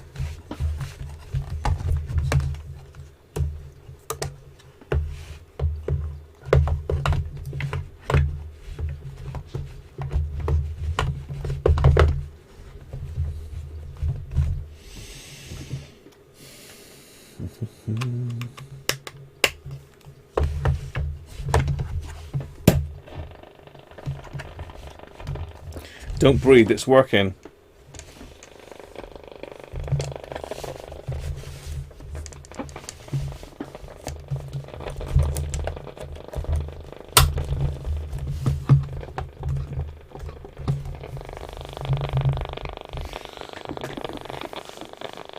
So let's click the old shortwave antenna back on it.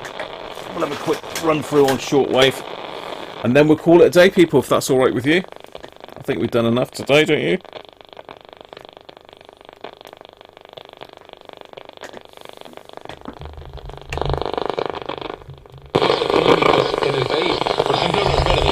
Partido en intención de voto en Alemania actualmente lo considera un mecanismo importante y el Instituto Económico de Colonia también cree necesarios los eurobonos porque el Fondo de Estabilidad solo sería útil a los países del sur, dicen, a corto plazo.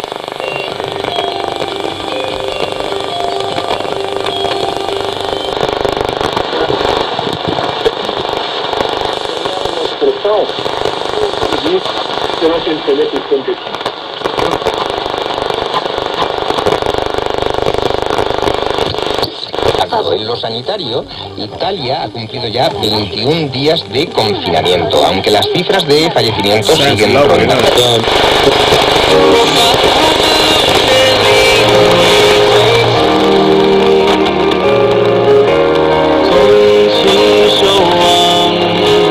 Ecco, a tutti dire siamo ecco, non sarà lo spike di una giornata, ma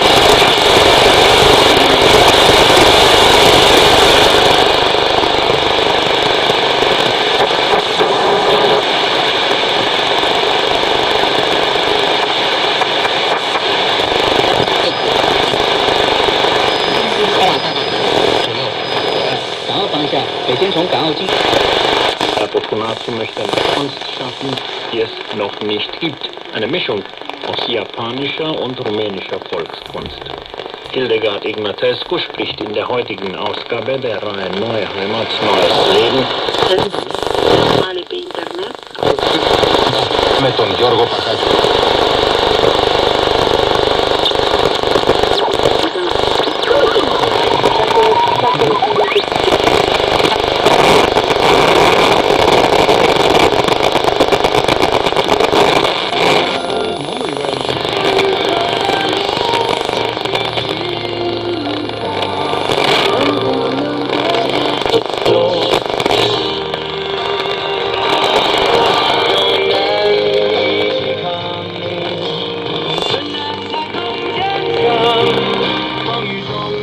It is sensitive. It is very nice.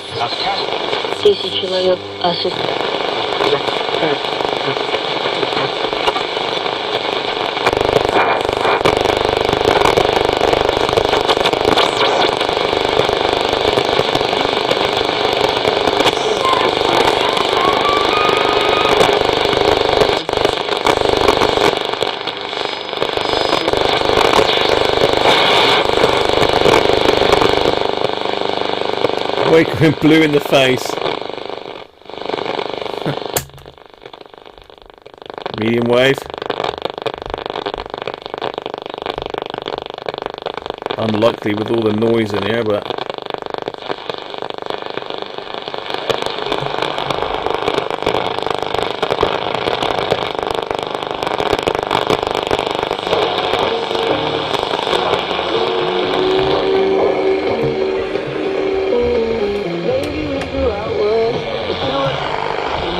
Now I'm nothing but a coward.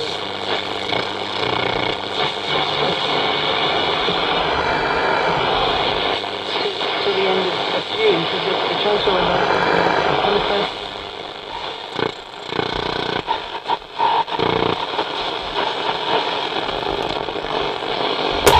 long wave.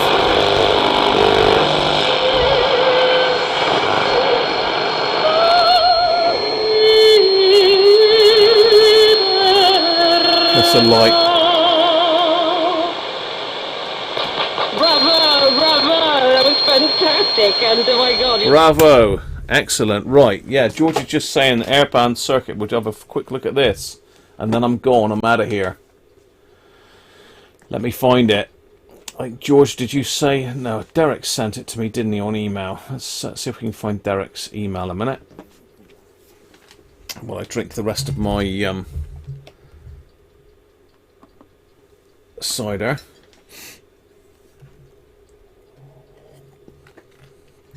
Cheers, everybody.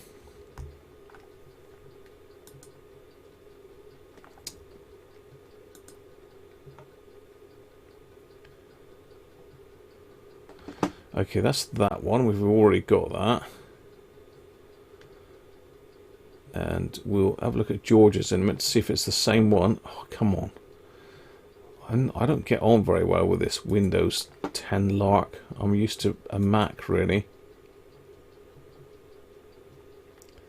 Okay, we got... Ooh, that's a bit scratchy. Let's have a look. What else we got?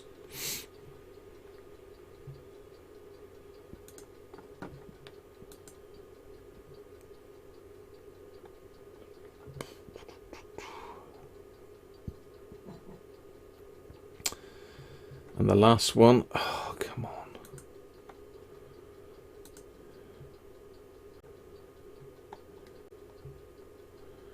Oh. All right, okay. Great. Well, to be fair, a schematic is a schematic, isn't it? So let's just see what George has sent through. Let's see if that's the same as what Derek just sent me. George, what have you sent here?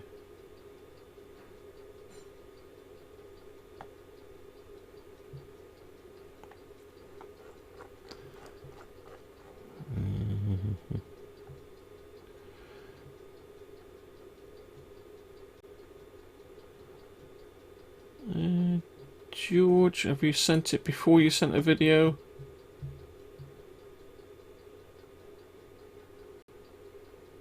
oh dear, George. Okay. Yeah, I think it's slightly different, George. So, let me think. Where did Derek's go? Okay, they've gone down there.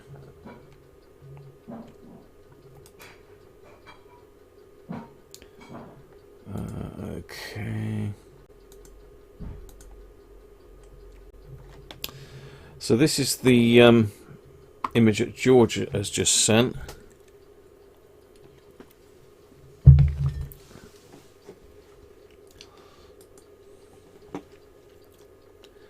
Avia RX.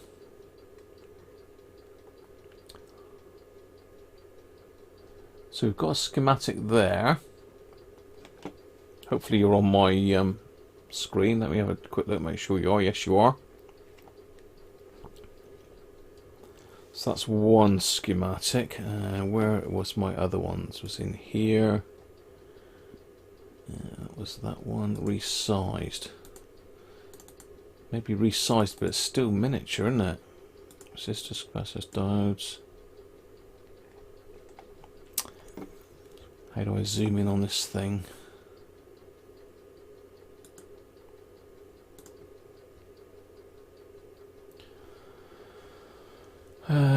View. Zoom.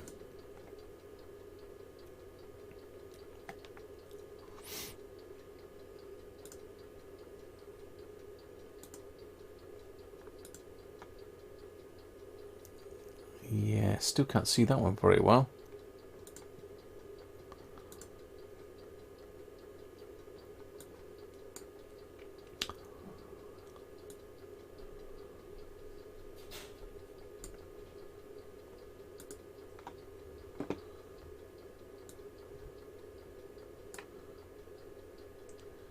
Yeah, that really isn't very readable, and it's Japanese.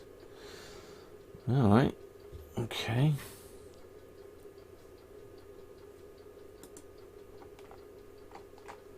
That's just the resistor list again.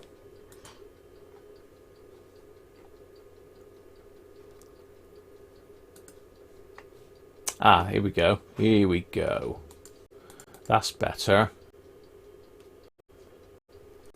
Although it's really difficult to read, but I think we'll be okay with that.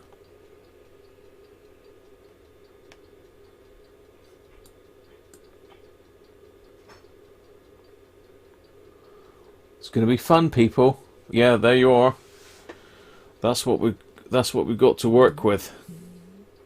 So I shall dig that kit out and we'll have a look at that on Thursday. See if it's possible or not. It's bound to be possible, isn't it? Let's just print that while I think of it.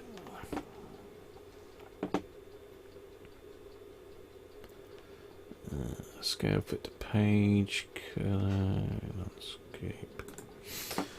Right. Okay.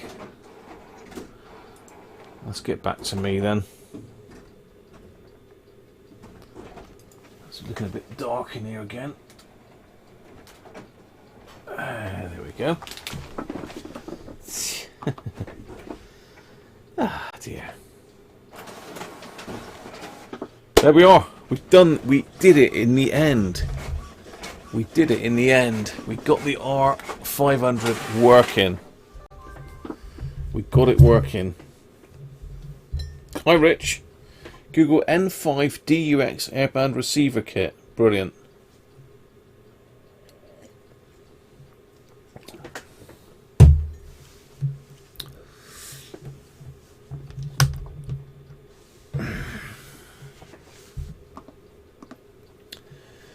So as I say, we got the old radio working in the end.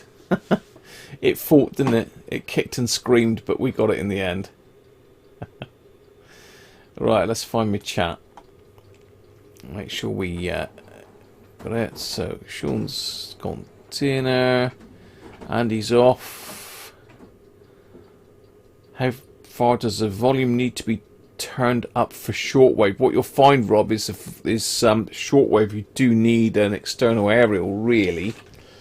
You'll find that when you've got a good signal, the sound will be a lot louder.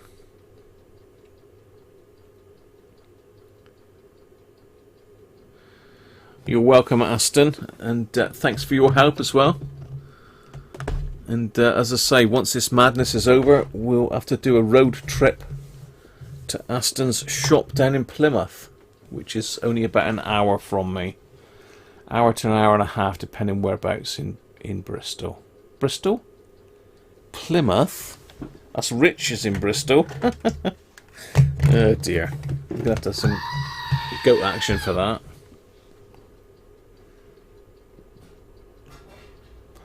So N5DUX airband receiver kit. I will copy and do a search for that, Rich. And as I say, on Thursday we will try and make a start. Hopefully that is the one. But say I've not even got the airband kit to hand, so I can't really tell you whether it's that one or not. I think it probably is, though. You've read it did say, didn't it? It's the wrong language. Cheers, David. Catch you later, mate.